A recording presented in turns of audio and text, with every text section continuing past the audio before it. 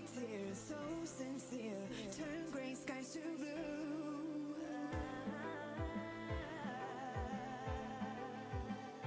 You won't ever change your ways, doing what you do.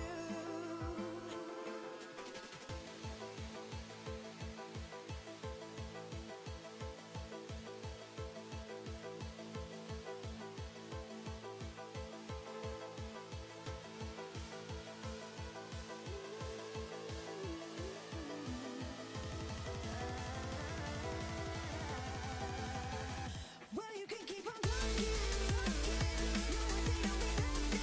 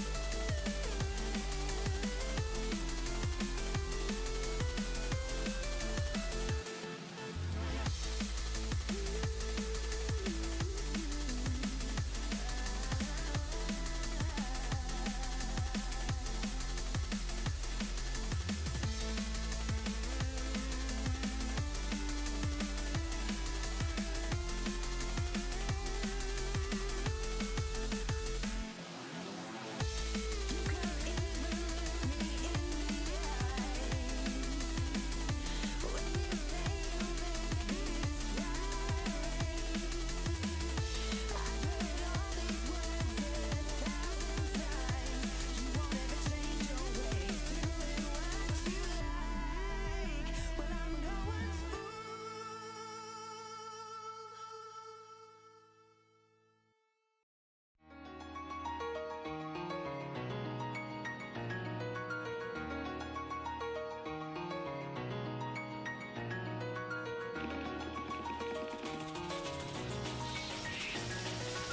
so walking, guess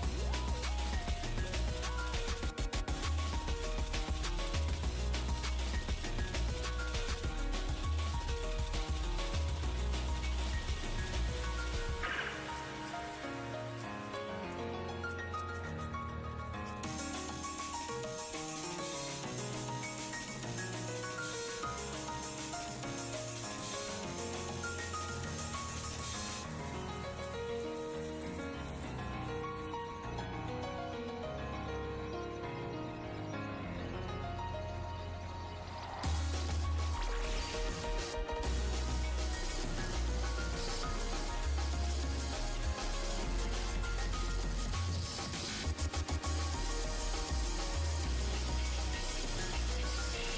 not joking, I've been on this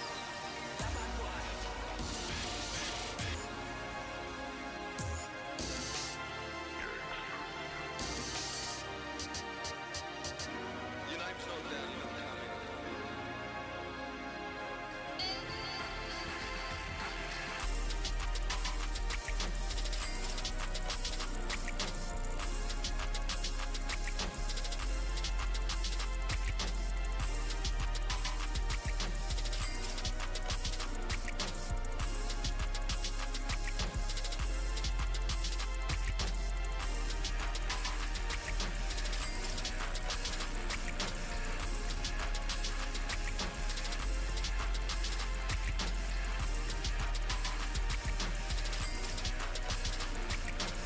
Well,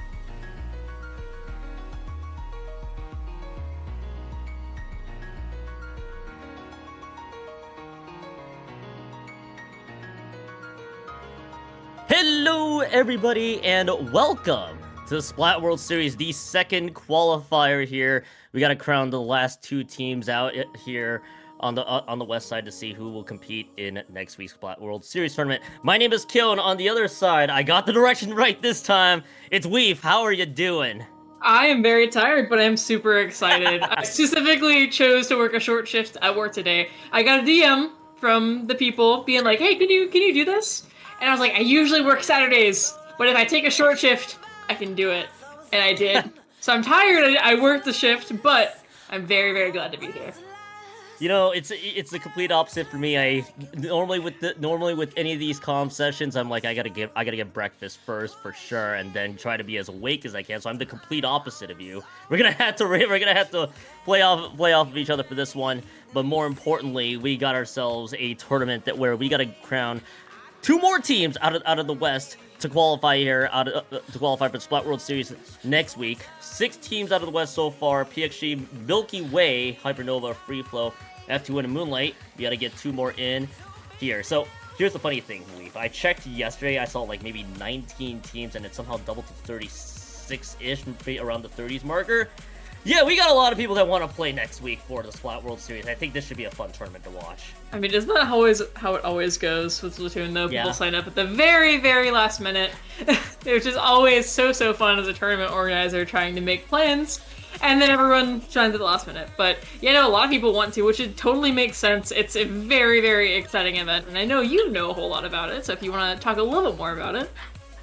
Yeah, for sure. So this is a battle between basically the teams from Japan and teams basically that are basically outside of it. We usually like to prefix it as the West, or known as the West.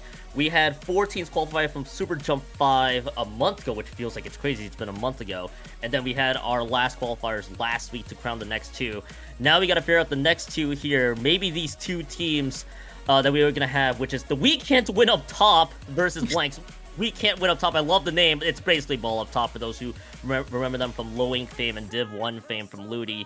And BlankZ, a German team coming into the fold. So this is gonna be a fun matchup that we will hopefully get to watch. And to get you caught up here, Weef, of course, because it's a big event, we gotta run a Splat Zones only turn because of course we are. It's a best of 3. Coming up here, the first roll is gonna be this Humpback Pump Track Zones matchup. Zones map coming up here, which I have a lot of interesting feelings about, to say the least. Yeah, well, so do I as well. Just in general, I would consider myself a humpback hater. I understand why people like it, but as a backline player, really not my thing. I just don't enjoy playing on it. Everyone else can like it, it's fine. You'll never catch me picking it.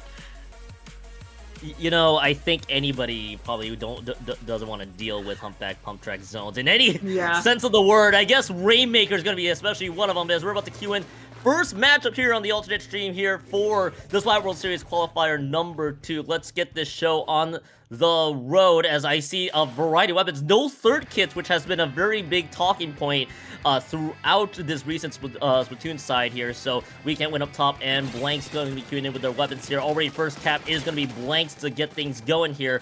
Weapons to strike, weapons that intrigues me right away. BDS, by the way, on that We Can't Win Up Top team. And then BlankZ kind of going a mixture of different weapons here, to say the least, Weave.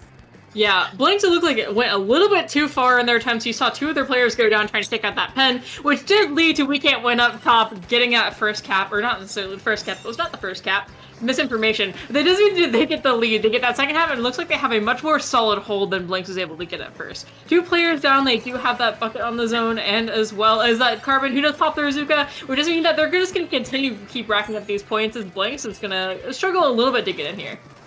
Yeah, this is going to be a bit of a struggle here for BlankZ to contest right now. They got the trip strikes right away from We Can't Win Up Top. Also going to be dealing with a crab tank, and now the cooler immediately popped so they can get the aggression started here. BlankZ immediately realizing they're running out of time. We Can't Win Up Top. They do lose their carbon roller, but at what cost so far?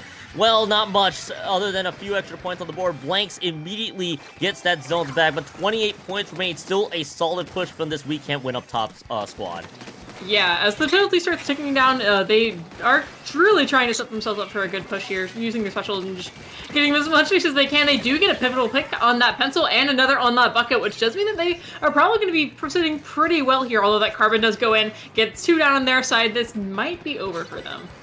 Yeah, this might be very much over here as we can't win up top. We need to win a couple fights. A bit of a few skirmishes on the board because, of course, it's Humpback Pump Track zones, a very condensed map. I think no matter which mode you're gonna say it, it's gonna be these are gonna be some really quick fights, some really quick one-on-ones we're gonna see across the map here. We did see the 3 down here from this we can't win up top team, as they are gonna have to reset. This is gonna give BlankZ a chance right now to get out of these penalty points. They got 2 specials available on top of it too. The Zuka gonna be the big value to say the least. Killer Whale gonna try to spread this group all around, and it is gonna be the 2. The 3 has dropped. The pencil has gone down, and this could be an extended pusher. But more importantly for the weekend win up top team, they did get the cap of the zone. It's only gonna buy themselves a little bit of time. Blanks, however, have a decent hold here so far on the map.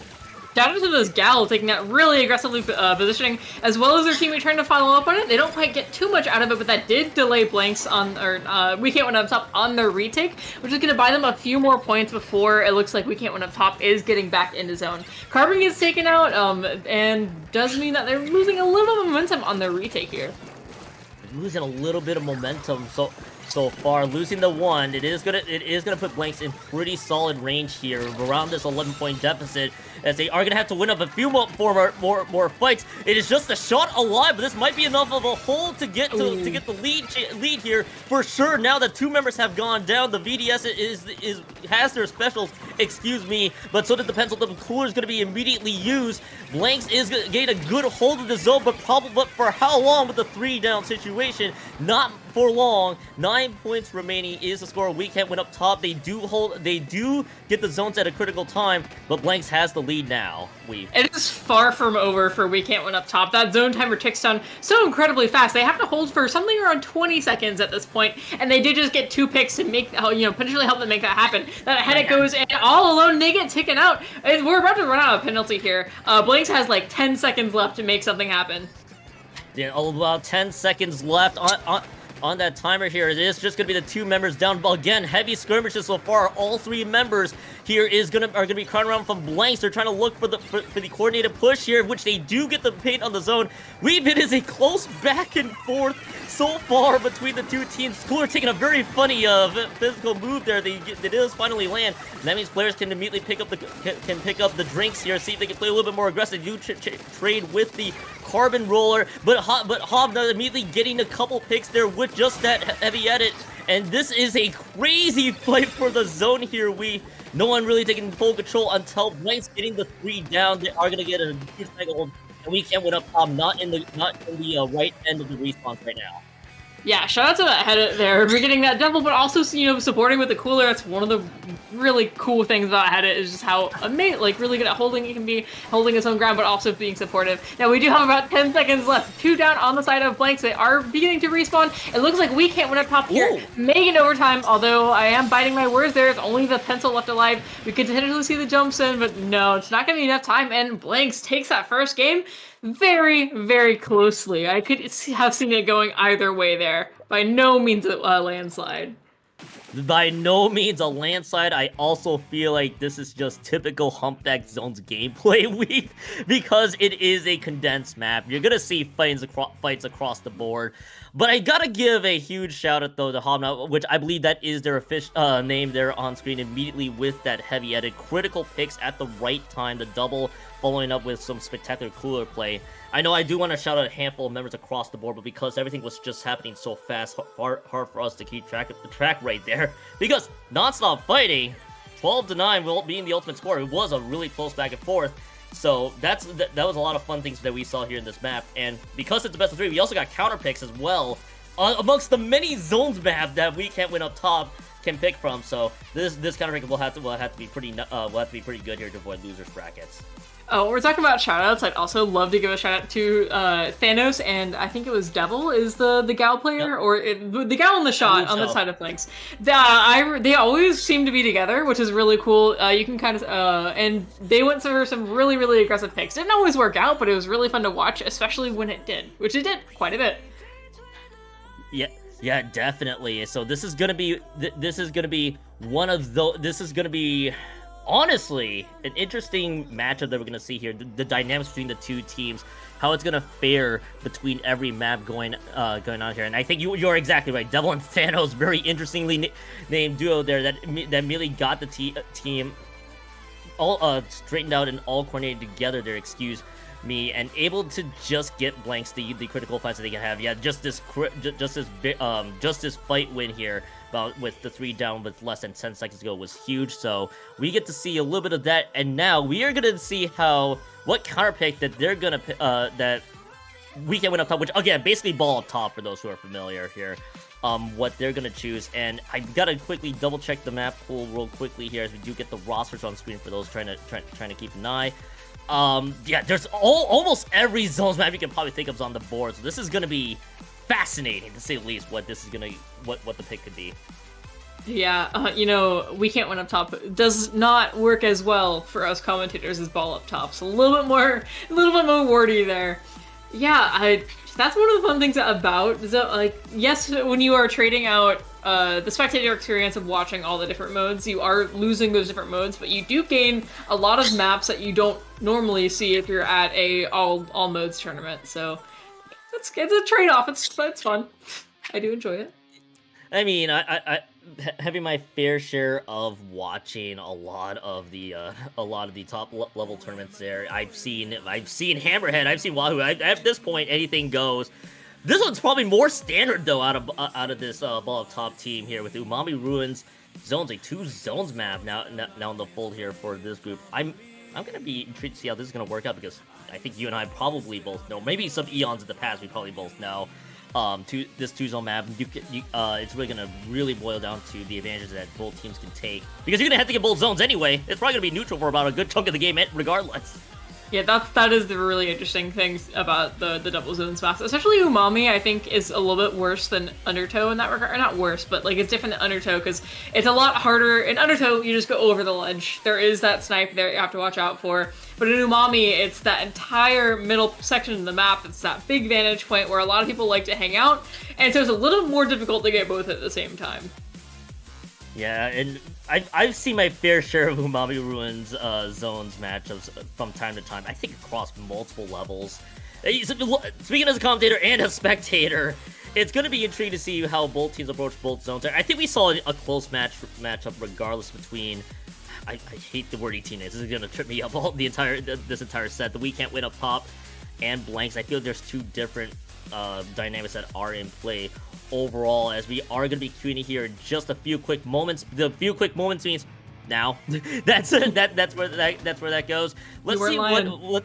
Yeah, we're here now. 3.5 moons, or moon immediately switching over to the splash.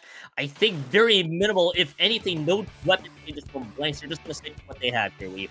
Which it is a very solid comp. You have a really well-rounded comp there. It loses a little bit in terms of range when you don't have that pen, but then, like I said, we saw how Abna over there was able to take advantage of what had its strengths in terms of just being able to hold its own. We do see it already. They are, we can't win up, no, it's BlankZ. Sorry, the colors got a little bit mixed up in my brain. We have BlankZ, they're already taking advantage, already getting that first lead. Yeah, immediately the first lead here again with this double zone map. Expect a lot of neutral here if both teams are evenly matched up, which is kind of what we're seeing right away. It's just going to be 2 down on both ends of the floor here. Moon had the crab tank ready to go, immediately gets snuffed out. BlankZ with the critical pick. It is going to give them the zones rather. Not, however, popping the Zuka, see if they can find value right away, but it looks like these Zuka shots are just going to be thrown into the heavens, to say the least. BlankZ immediately still having a stranglehold of the zone. Counterpick not quite in ball of toss favor to say right now, as it is still going to be maybe neutral for a few seconds. They're going to have to look for something coordinated here from We Can't Win up top, but it's just not there right now, Weave. Yeah, you can see the crab tank come out, which is a very powerful special on this map, but they weren't able to take too much advantage of it. And it looks like Hobnair is going for the pencil over there, just keeping them distracted, knowing that they can't do a whole lot to them by themselves. But it does mean that they are eventually going to go 3 down. We Can't Win up top, finally gaining some ground. And once they get their pencil set up, they may be able to hold this for quite a while. Especially now that they have that crab ready as well.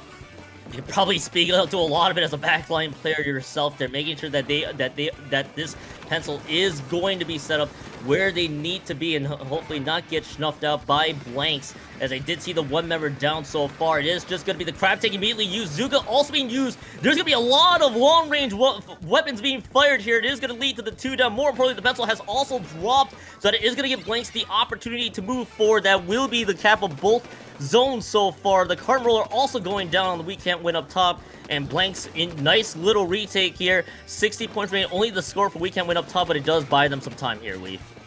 They still really haven't been taking down their score a lot. Now they are, and the penalty is going to go down. But they have given them time. They were able to get that crab ready. They're able to start getting some picks out with it as well. So Zone does lose control. Very common in this kind of match, but they're doing a pretty good job at just being nice and patient here. Look, nothing wrong with being patient here, especially in this 2 zones matchup. You know you're going to be neutral for a majority of the game so far. It is just going to be one pick. Their shot immediately going down there. Moon immediately trying to follow up here for We Can't Win up top. The 2 down is just enough to get both cap of the zones, and now it's just the crab tank. I think the cooler also ready for blanks, which is just being used, but the R game found by Nov. Nov immediately dives in. The cooler being used. Blanks kind of stuck into this 3 members being crowded together situation, and the heavy edit going down on top of it. Kuro also trying to collapse onto it. The crab tank is planted on the right hand side, which also drops, and We Can't Win up top. They have these huge fight victories that they got is just enough for them to get control of the base, and it should be the lead change coming up here, Weave. Yeah, this is a very, very solid hold. The fact that they were able to shut down that crab tank, even without a special, was really, really impressive, and it means that they really hard-earned those points. Looks like the Carbon goes a little bit too far ahead to get picked for it, but, I mean, it's just the Carbon. That's kind of what they do a lot, so it looks like they're going to still, once again, maintain this hold. 5 seconds left on the board as these guys keep ticking down the clock here. If they're not able to stop it, and soon this might be game. This might be game, but no.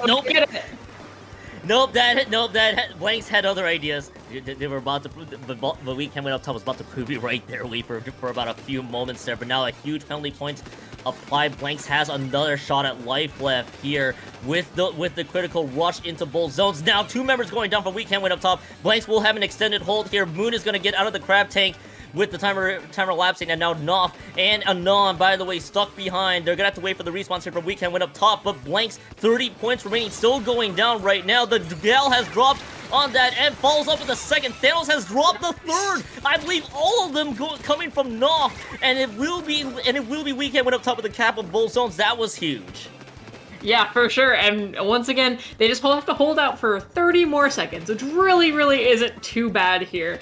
It only does take a few burst bombs even to neutralize that zone, but they have all the resources at their disposal, using this crab tank nice and early just to keep them suppressed. Don't give them a chance to move in now, because that might be the end of it. Although they have a crab tank of their own to retaliate with, a cooler, a whale, all of the specials they're throwing in this last few seconds with everything that they have. Will it be enough? It is not, just barely. How many seconds, Weave? Is it less than a second or maybe a millisecond? You literally saw the cap of one zone? That was sad. That was really sad for them. It was tragic, to say the least. There, granted, they did have a huge amount of points they had to go crawl through. There was, I think, like at least 19 points. A huge what if situation. Literally maybe a second or less away from seeing overtime.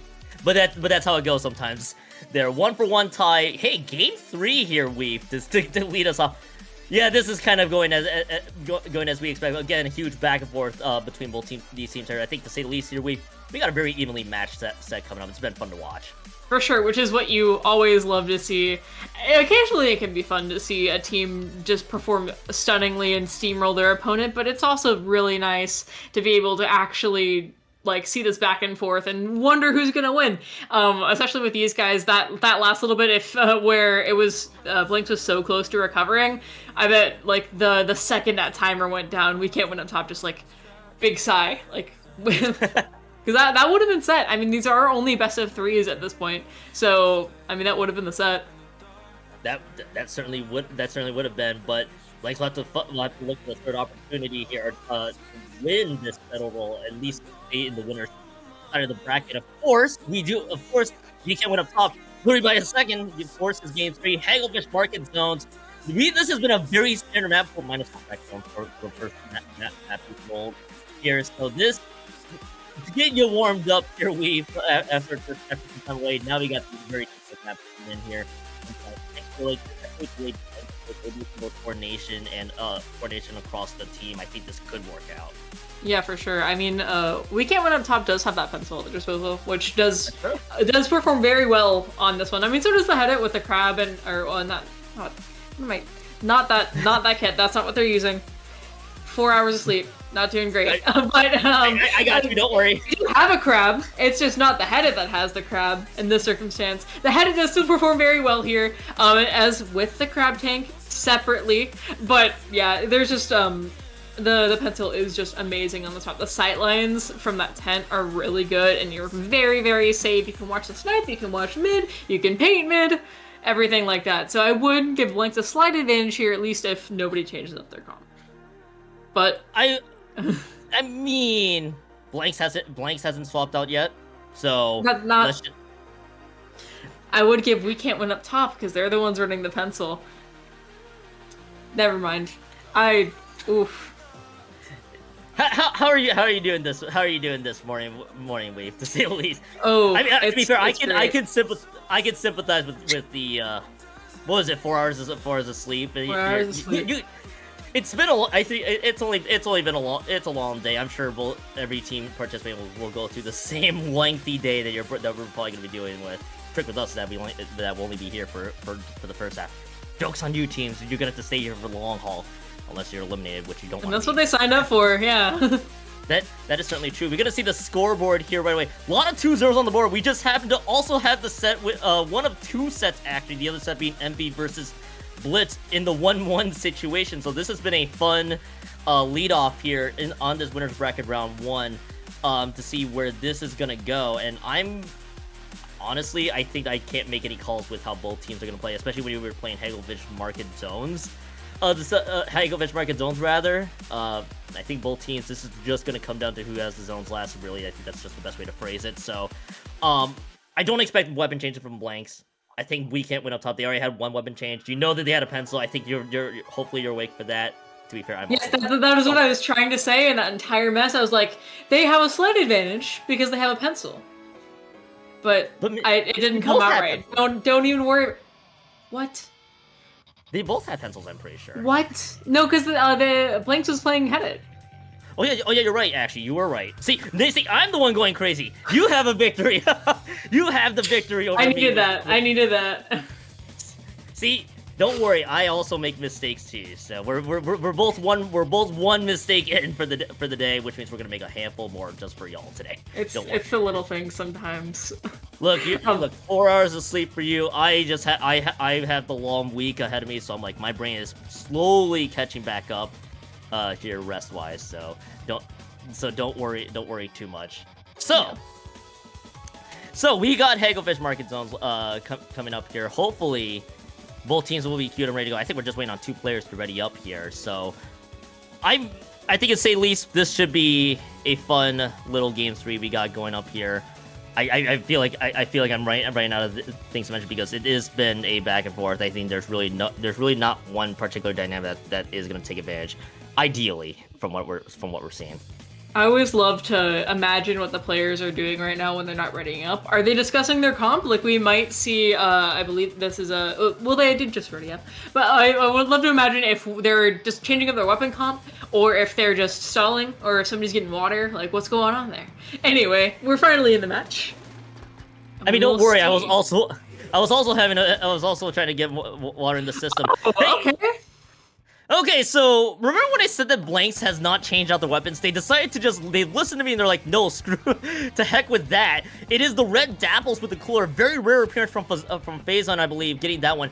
How do you feel about a third kit Hydra with the screen, if I am not mistaken here? No, actually, I don't think. Yeah. I think it's actually a different kit. I might be confused with the second kit Hydra, but that's your third kit Hydra making its appearance. So me, resident Hydra expert, I can see what they're cooking here. I mean, I see what they're doing. I don't know if it's going to end up working out for them just because Hydra has a lot of weaknesses. They may be really good at playing around them, and we'll end up seeing this in the next few minutes, but I can see what they're cooking. In theory, Hydra, the range is just great on this map. The spots you can set up are fantastic.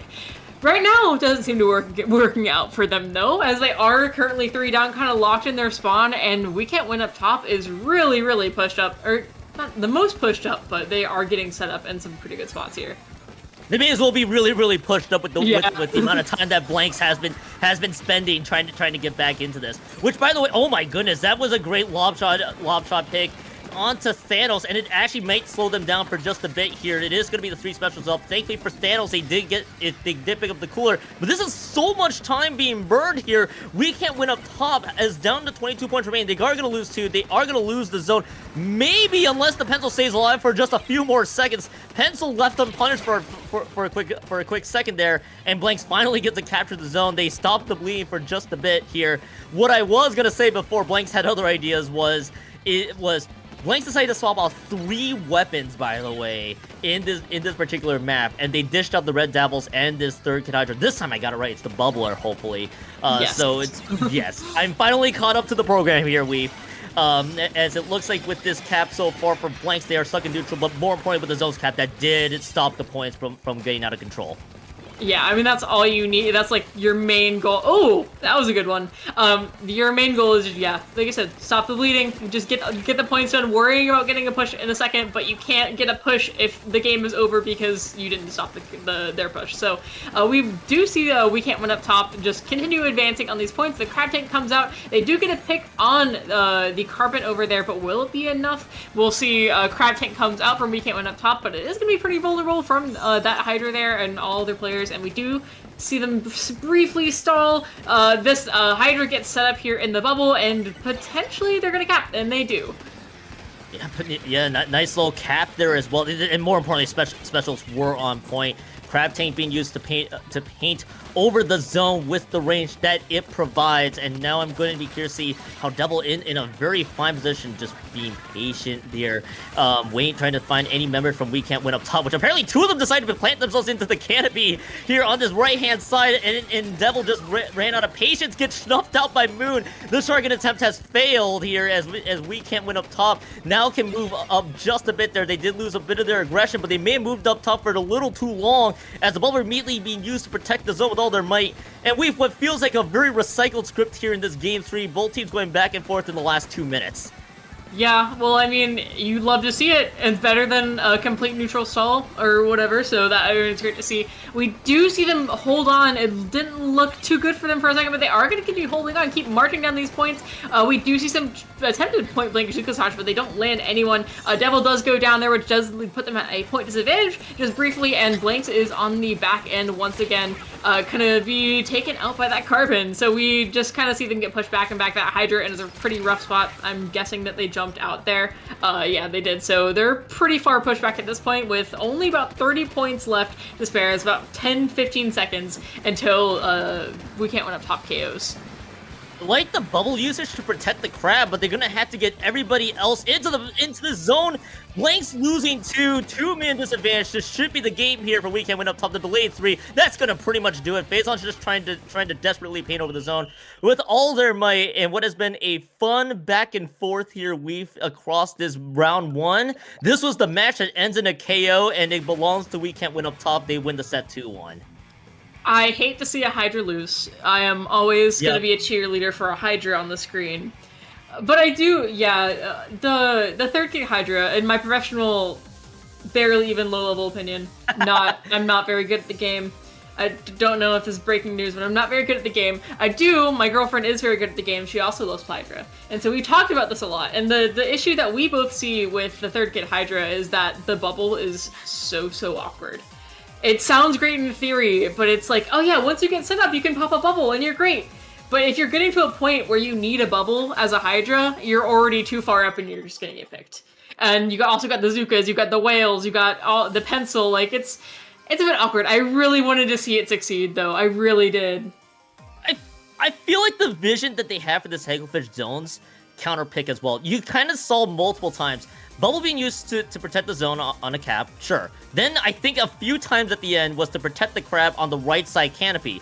You've already spent 2 specials on the on that canopy side. And they didn't leave enough of an offense basically attack the zones. Face-On's basically just trying to do everything they could on a desperation paint maneuver to basically paint over the zone. So you mentioned before, it looked like a very awkward change overall. Red Dabbles was a very odd choice there with that color. I think I kind of see what they were trying to accomplish, just did not work overall. And I mean, I think there's nothing much else to describe. Fun back and forth, but might be a little too much being cooked up there from BlankZ at the end. Yeah. I have heard that Red Dapple stocks are a little bit up, but it is still interesting to see. Now it looks like we are gonna see We Can't Win Up Top go face up against New Meta next round, but I don't believe that's what we're gonna be seeing. We can yeah. No, we are not going to be seeing We Can't Win Up Top. They're going to play against New Meta, which I've heard discussions in a few other Splatoon-related content places everywhere I go. I think they might have been mentioned by Beep yesterday, actually. There's some recognizable players. You got Storm and Isabel. Yep. And... yeah, pretty good. Pretty good. Yeah, they're gonna be a fun team to watch here. But I think we do have the next matchup potentially ready to go here, unless you want to give yourself some time to catch up here. It's up to you. No, do you want to keep going? Do you want to keep yapping about? I'm down for whatever. We can keep yapping about. Let's keep I'm cool to keep yapping about, unless they take way too long to say the least, and we're like, we gotta get everything hydrated here. Don't worry, I'm on the same boat as you. Except mine's is a plastic water bottle over an actual water bottle with stickers on your end. You got all the stickers here. You got all the paint. I just have the not actually sponsored by Costco plastic water bottle here. That should tell you everything with how basic By the way, that's a really decorative water bottle. It's my baby girl Agent 3. and of some various weapons. Most of which I have played. That's awesome. Most of it that you played there. That is so much fun. Hey, by the way, folks, Momocon with me. Oh, it did come to Momocon with you? It did come to Momocon with me. I forgot it most of the days, but it's fine. I think I did. Yeah, I did bring one of my water bottles with me, but it is not decorated with stickers. I wanted to decorate my previous water bottle with stickers. I lost the cap somewhere, so I'm like, heck with it. Somebody gets a free water bottle for a present. I'll just buy a new one when I get back. So it was already dented up and abused to heck, to say the least. So, hey, but hey, by the way, folks out there in heat warnings, just like my area, remember to stay hydrated. You do not want to be dehydrated during the summer. I usually drink about 100 ounces or more of water a day. I'm a very thirsty guy. I have this water bottle, so this is my inside water bottle. It stays inside. It's nice and safe. It has a few scuffs on it, but nothing bad. But then I have my work water bottle. For those of you who do not know, I'm a zookeeper, so it is filthy, always. Covered in sand and dirt, and probably worse things. I do wash it, but it gets gross throughout the day, and I slap it around, or it just gets banged on things. I keep it on my carabiner on my belt, and so it does not hardly stand anymore, because the bottom that was flat is now like a dome, just from how dented it is. And it's got just like 3 layers of stickers on it. It's great. And I'll drink like 4 or 5 of them a day. That's awesome. Unfortunately, I need to make sure to stay properly hydrated, because I'm usually just home all the time. Remote corporate work does things to you in ways where you forget that you probably should stay hydrated. Just want to point that out there. Also, Saf also feeling you there with the 2 water bottle stuff. I think we spent too much time yapping about water bottles and staying hydrated. We got a matchup coming up ahead here. NB versus the Native Tribute, which I have questions on both. They're both about to get ready here. Hey Weef, I hope you want to play Anarchy someday, with Mincemeat Zones being game number 1 to start us off. I wasn't joking. This is an all zones tournament. Everything is viable. I'm sure you probably had no notes on Mincemeat Zones other than you probably played it a few times in Anarchy. Yeah, basically. Yeah. Well, was it at the beginning? I feel like, no, not even. Like, I was about to say, like, at the very beginning of Splatoon 3, when we were still figuring out what maps were good, like, maybe I played it a few times in, like, an actual tournament. I don't really play all zones tournaments that much. Once again, not good at the game. But, yeah, no, it's been sweet. It's gotten better over the years with the additions of the car on the pole. Oh, yeah. It did get better. It's still an interesting one. It's not going to be anyone's, like, favorite, I don't think. Unless you're out there. If you are out there and it's your favorite, shout out. As we do go into this wonderful game one. I hope this one is as good as the last match, because that was a really hard one to follow up with. Definitely with the way with the back and forth that we saw from both sides there. Native Tribute, by the way, is going to be on the purple side. The greenish side will be Envy, to say the least. Envy, by the way, an established team versus the Native Tribute, which is somewhat newish. Okay, there's a whole bunch of weapons here, to say the least. Third Kid Paintbrush, by the way, with the Zook, I believe, as well. Zimmy's making a grand appearance on top of it. And if I'm not mistaken, that's a 96 Gal Deco, also being held in the hands of Envy here. So here to see how this is all going to play out. Zuka immediately built up and used to get the first pick of the pick here so far. Back and forth we go once more in mincemeat zones, Weave. Yeah. I just don't really know 100% what to expect here. But we do see already Envy is going to be going in a little bit far. This does seem like a pretty hard push to go through, especially with like the pencil staring you down. It's going to be kind of hard to make it out because there's not a whole lot of cover on this map in general. But they are doing a really good job of holding it, and they are going to go out with this Kraken, which they, just kind of patrolling around here. The Kraken on heavy patrol here in mincemeat. They gotta guard, look for everybody to stuff out, and it's just gonna have to swim away with here. Envy, by the way, already going down to 40 points remaining and still counting down here. Native Tribute, or TNT, if you will, immediately trying to fight back. It's been an interesting map, to say the least, here for mincemeat. Now they can try to move up a bit here. They're gonna have to deal with the grates on the left-hand side and the ramp on the right, but they are gonna go 2 down right away. The Junior, by the way, left uncontested, unbelievably landed on the other side of the map, and it is gonna lead to the 2 down. And it only led to 73 points remaining in the end. Envy is fighting back. Yeah, that penalty is a little bit of a thorn in their side, but they are working their way through it pretty quickly. Native Tribute, this is all kind of corralled. Like, it's like we got like the prison guards over here on Envy. Just they're really trying really hard to break out, and they do end up popping that bubble, but bounces right on it, like getting him the Kraken. So we're kind of back to square one. Back to square one. We go here, and this is really just going to feel like the biggest back and forth we're going to see between both teams. And when I say back and forth, it's just trading zones trading, if you will. Envy's going to be coming on the better end of it so far with the 38 points that they have left to go, but they are going to lose 2 on the board. We're going to probably be seeing another zone swap here in just a few quick moments here.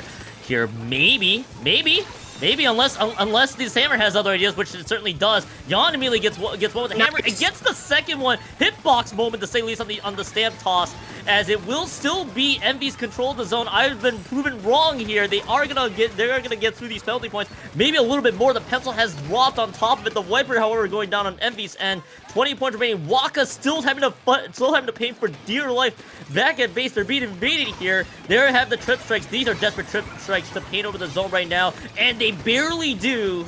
Envy's down to 4 points remaining, though, Weave. Yeah, I mean, that's never what you want to see, but they do have a big fat penalty on their side, so this is giving Native Tribute just quite a bit of time to work around with. They are starting to work down their penalty themselves, finally going below that 70-point marker, and it looks like they have a pretty solid hold, too, in terms of, I mean, at least this is pretty much the farthest we've seen them go. Their score is at their peak, and what is going on here?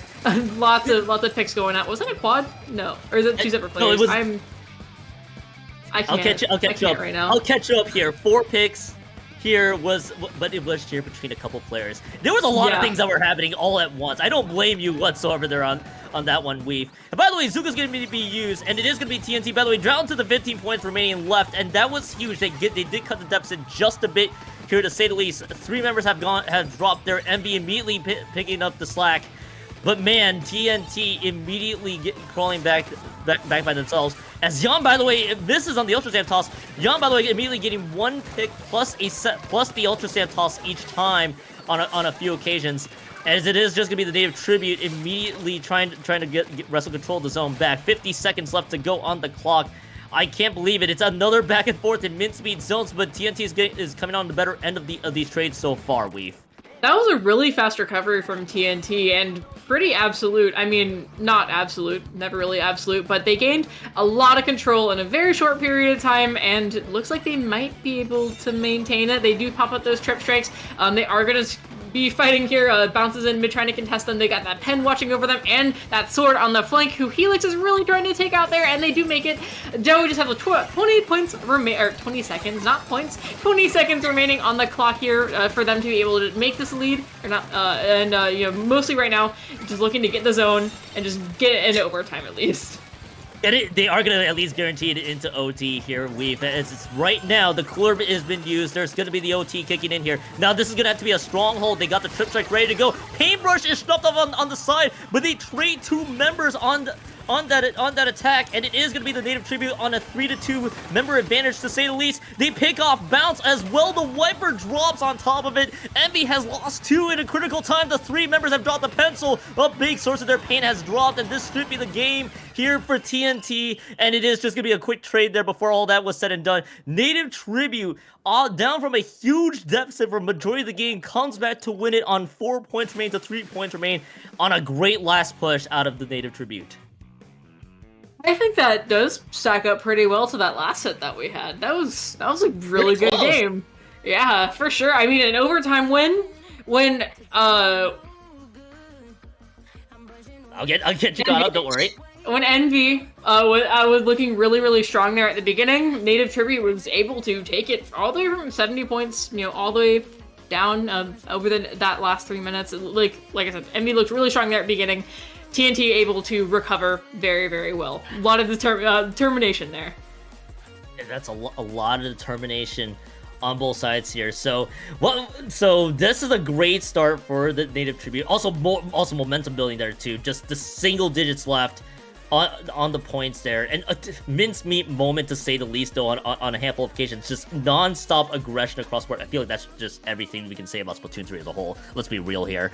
As they're down to, yeah, there's a score by the way. 61 points remaining was right there. They were able to get a few picks there. Nice little ultra stand toss. Here's where I got confused. Yeah, don't worry. I got you covered there. It was 4 members, but it was split between 2 different members.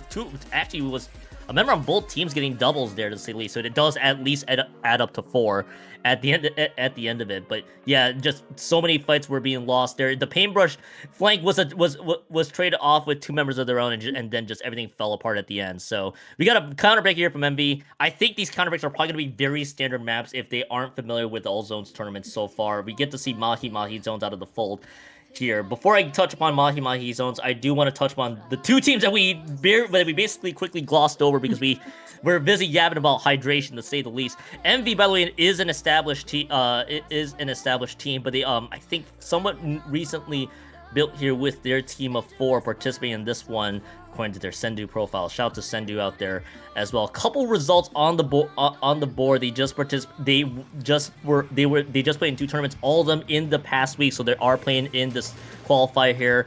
TNT or the Native Tribute, by the way, slight pickup there. 2 members from Air, I believe, and then 2 undefined. So look to see how they all are gonna play here, as they are staying in the winners bracket. I'm gonna point out right now we have a 3rd kid, Stamper, that is now in the hands of Yon X and Z. That one has the Booyah Bomb, if I'm not mistaken. It sure does. For sure. And then we're sticking with that Barazushi Paintbrush as well. Already, Native Tribute not in too good of a spot here. Immediately going 3 down. This is a very good position for MV to be in right now. Very strong position for MV, but this is all they need to hold on to it at the very end, and then hopefully this very strong initial push is going to be what they need. Native Tribute immediately trying to paint over the zone with all their might. Now we're down to the water level dropping here, so this is where things could change on the dime with the map changing overall, and it is going to be 2 members. Make that 3 also dropping on MV's end, and TNT is going to be able to get the cap of the zone. Now they got a huge map that they can work around, and that's going to be key here coming into this Mahi Zones map, is how will both teams take advantage of this new expanded map. So far, TNT doing a great job pressuring MV backwards so far here, Weave. Yeah, I mean, they took space really fast, which is what we saw last round as well. Once they do finally get an opportunity, they do not waste it. They are going right in. Envy does get that, their Jesus. And they do get the cap briefly, because Native Tribute once again plays really well and does get their advantage back again. I can't speak God. You have. I'll give you some time. I'll give you some time here. Bounces, by the way, patrolling. They find Helix there on a wild chase there from Bounce. So look to see MV take full advantage here with the bucket and that Samber dropping on top of it. It is going to be this back and forth over the zone in this map change. Gonna be curious to see who finally gets the advantage here. They're both fighting across mid. No one really getting true control at this stage. Maybe this could be MV's chance, despite losing the 96 Gal Deco on top of it and losing a couple more at the end. This is gonna be eventually a zones cap. It's gonna happen eventually here, Weave. Everybody's just fiercely beating over it, and there you go. MV gets it down to the 50 points remaining, and again back to the neutral state we go. This is just gonna be a back and forth map affair, isn't it? Maybe that will change with MV getting the cap right now. I did see Helix over there in the corner in a very aggressive spot, just kind of throwing themselves at the enemy, which does seem to work as Native Tribute is back in control, and they are looking to go forward again. This team is not one that wastes time. They will take any opportunity that they can get. So they're going to be moving forward a little bit. That bucket there does have tri-strikes, which they do get picked off before they're able to capitalize on that. They are taken down pretty slowly. It looks like the bucket did have cooler as well, so they are going to be right back on the zone, popping them out as fast as possible. Bounce out there with the Kraken, which was very intimidating last game, and has been putting in work this game as well, which is contributing to the fact that MD once again is in control. Yeah, and that Kraken also being used to just consistently get the Native Tribute out of there. They are dropped to 3 members at this point. So we do get to see the Envy getting out of these penalty points, and now they could look to push forward here and try to tie up the set once again. 30 points remain, still going down. So the Native Tribute, though, you're going to have to look for fights that you need to win. But there is a bubble. There is a Blue Bomb that is going to get popped. This could be a good chance for the stall here. Yon is going to be throwing it back into the paintbrush. The paintbrush had no chance other than to go down. The 2-for-2 trade, this may just be enough. Not at the Slosher has ideas. Waka and Temp immediately paints over the zone at a critical point. This may look familiar here, Weave, because it's 5 points remaining. MV has a strong start, but 2 members dropped. Native Tribute could have a good response up ahead. I can't say it enough how TNT, they're just able to be on the back burner, you know, like kind of biding their time, or at least, you know, not getting an advantage for like 20 seconds to a minute. And then out of nowhere, they just gain advantage. They just get the picks, and they're just in there, which is so crazy because now they are down to 20 points remaining. Envy is not able to make this happen. They, you know, once again might lose the game. Over here, TNT, Tempo's over here. No. They got the pencil. They're gonna lose lead potentially. They did get Commentators curse there. Envy, right in the nick of time, gets that penalty applied. 30 seconds left for Native Tribute to make something out of this. 5 points remaining to the 6 points remaining. 95-96 the score right now. It is going to legitimately come down to the last few fights here. 20 seconds left to go on the clock. That's going to be the pencil drop. These are going to be staggers coming in right now. So you can see the penalty points slowly rushing through. If the Native Tribute can hold for just a little bit longer, they are going to win the set. The question is, can they find the additional picks that they need? Only a bubble is available. The Trip Strikes has dropped, but dropped into it. Bounce is going to have to look for a few picks or just try to force pressure. Helix is trying to go backwards. There is the Trip Strike. The 2 members have gone down, and just like game number 1, MV loses lead in the final seconds. Native Tribute does it again, and they win the set 2-0. They will move on to winner's quarters. I would say it's a tale as old as time, but it's actually a tale as old as around 15 minutes or so of this happening. You can also use the age-old bit of it's weird that it happened twice, you know? Yep. Which oddly specific situation. This time it's on a little bit more of less of a wild card of a map, but yeah, weird that it happened twice. Good for TNT though. Congratulations on moving on. Yeah, great for TNT. Unfortunate for MV on top of it too. Great, strong hold on the points. Just not able to capitalize at the very end. It felt like this was the same idea here with both teams kind of just ramping it up in the last 2 minutes. You know, and so that whole analogy with the tail as old as 15 minutes is going to live rent-free in my head for this set. Just pointing that out there. Because it is so accurate too. Because MB, they honestly had a lot of great decisions here with the Blue Bomb, the pencil, all of the pain, all of the pressure was there. A lot of their aggression is going to have to come from both Bounce and the Stamper on top of it too, which I mean, Native Tribute was able to respond to it as well, just throwing them off in multiple angles. You can see this. This was the score. Envy, if they were able to play the defense very well, could be able to force game 3. Unfortunately, that was not the case because, of course, Temp with the paintbrush that was just sneaking behind the same way that it happened in Midspeak just did the trick. I mean, 15 minutes, the 2 nickels analogy. Weird that it happened twice, but here we are. And hey, Native Tribute moves on to the next round. The tournament is not over for Envy though. They'll just have to do it again in losers. Yeah, being not in the lead just makes Native Tribute stronger. It seems like that's their buff. But what is that ability in Splatoon? It's like LD last ditch effort. That's kind of every buff applied to the entire team to just make it work. I mean that was incredibly wild here. Mental. Yeah, definitely noted here. So we do get to see the quick look at the bracket. Again, a few 2-0s. We do get to see the 2-1 with the team name high. I'm going to have a questions about your team name right there over duck motif on the upper side of the bracket. It's Black Lotus. It's better than the emoji. You're right. I'm going to conveniently ignore it. How dare you call it out there? Wait. Black Lotus in last, also in a game 3 situation, waiting to see what develops on that side, and we do there. So new meta, by the way, able to get the 2-0 over the we can't win up top on that front. We do get to see the other side on losers bracket. See how that's all gonna unfold. With that particular. Yeah, don't worry. I'm also stumbling with words there too because everything's also up. See, you got 4 hours of sleep. My brain's just running a Yeah, don't worry. You got 4 hours of sleep. My brain's running 5 million miles an hour to basically. We are brothers in not being able to speak right now, which is wonderful solidarity. Right.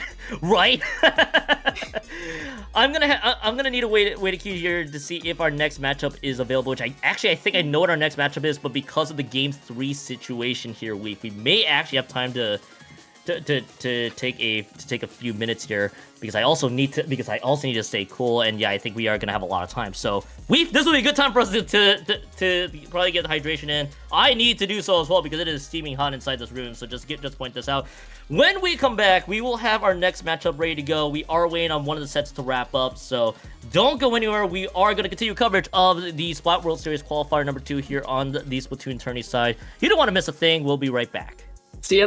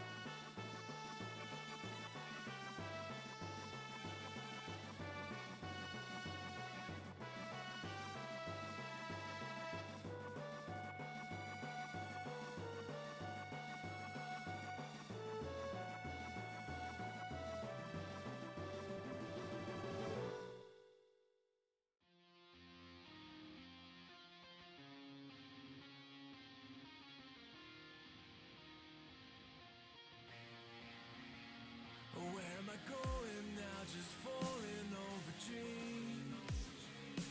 Now I'm just so far gone, this isn't what it seems.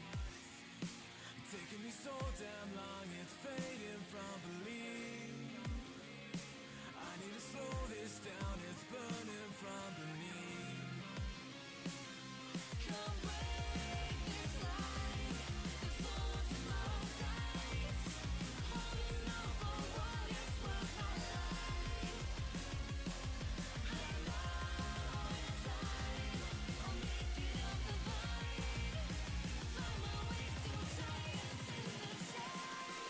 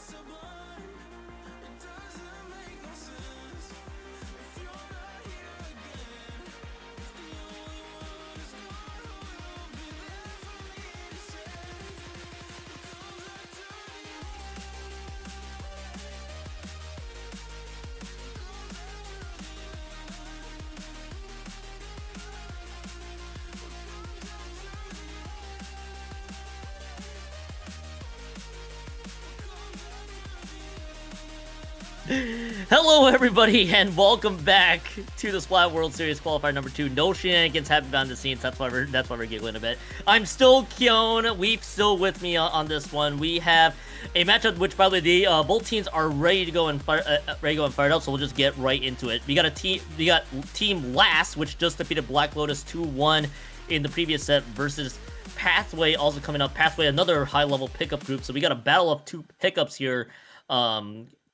Coming up, so this could be a potentially fun matchup. I feel like I said this every set so far. I wish every matchup is actually just as fun as the other.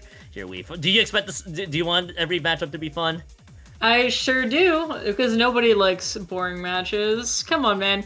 I mean, like, we have certainly not had that problem today, so this one, there's a lot to follow up on. You got 2 really good matches. This one is going to be a best of 5, so it better be good. Come on, man. All right, we are starting out. We can see what these teams are running. I do believe we see a third kit stamper. We see these standard pencils. Nothing else really. No, it's a Barazushi carbon. Okay, I thought it looked a little bit different. Yeah, I was seeing the Barazushi carbon. I'm like, wait a minute, what is this doing here? So there are some believers in the Barazushi carbon, to say the least, with the chumps. I don't know if I'm a believer yet. I'm gonna have to wait and see how Pathway's performance is gonna hold up on, which so far the answer's not quite there. We'll need a bit here. Last gets the wipeout. They're gonna get control of both zones. That only happened because the carpet didn't have their super chumps. Come on. Now Last is gonna be moving on, and I mean they're already moved in, so that is their house now. The snipe, so they are gonna be slowly pushed up with this carbon. They do get 1 pick, and they don't quite get the other one, but that does buy their team some time and a little bit of space to move in. Pencil down their bet, just holding down the fort, keeping them from moving any further up, but the crab tank is going to make it hard for them to kind of exist anywhere. Booyah Bomb's flushing them out, but we are a minute in, and we're already past halfway on the scoreboard. Already past halfway on the scoreboard. This could just be the KO here in Undertow zones, where the zones are very small. You'd expect some really quick neutrals to happen, but this has been Pathway getting completely locked out and diced here by Last. About 10 points remain. This could be the total 100-0 victory here, as one member has gone down. This is for sure gonna be the 100-0 victory. The game happened as fast as it could have. That is gonna be game 1, going over to going over to Last, to kick things off. Yeah, well, I mean, we did talk about it earlier. It's not just trying to sound appeasing, but it is genuinely really fun sometimes when teams do really well against each other. Like, I didn't, after coming out, it's a little bit of variety. It's a little bit of enrichment after those really intense, super competitive matches, to have something that ends super fast like that, and just showing us how strong Last is. So that way, if Pathway is able to make a recovery in the set, it's all the more impressive. That is certainly true. We didn't even get to the point where I wanted to note that Undertow zones is very easy to get neutral into, just because the zones are so small, and they're also on both sides of the map. So basically, you'd expect possible neutrals to happen a lot more often than not. In this situation, it was not the case. It was Last just taking the captain zone and just running home with it. So that's going to be game 1 over to Last. This is the best of 5. All of them are going to be counter picks coming up here. I heard you like 2 zones map, We're going to do it again here, this time on Umami Ruins zones from Pathway.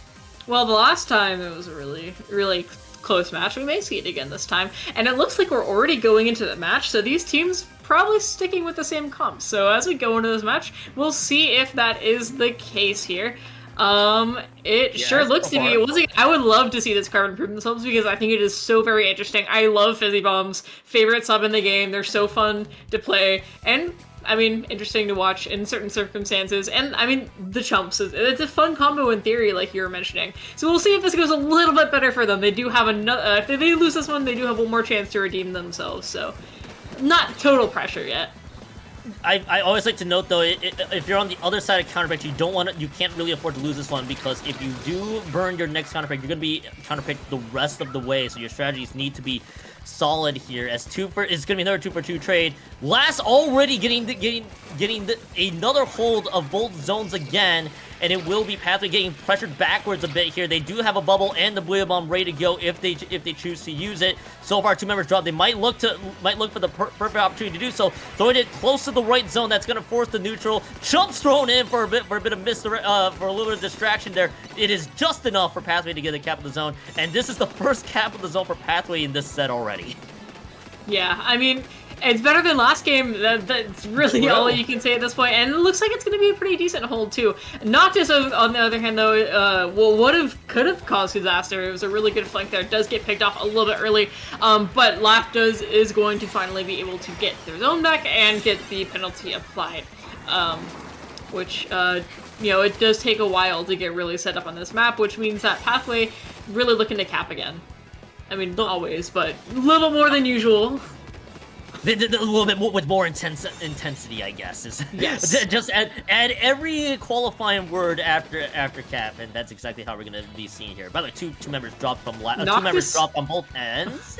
Maybe we get to see Pathway get the cap on both zones. It's taking a little bit longer here, as the pencil's just struggling to paint a little bit. I think likely running out of ink there in that situation, but finally getting the cap on both fronts. So now we gotta see how long they can sustain it. But it looks like Y is immediately gonna be using the crab tank, throwing paint onto that left zone, then following up with the right. It is gonna be Pathway. They lose 2 by themselves, and the other 2 going down for last. But it is just gonna be enough. 1-2-9, using that pencil to paint over that right zone. Now we're back to this neutral game so far, and right now Pathway just cutting the deficit a little bit closer so far, but just needs a little bit more.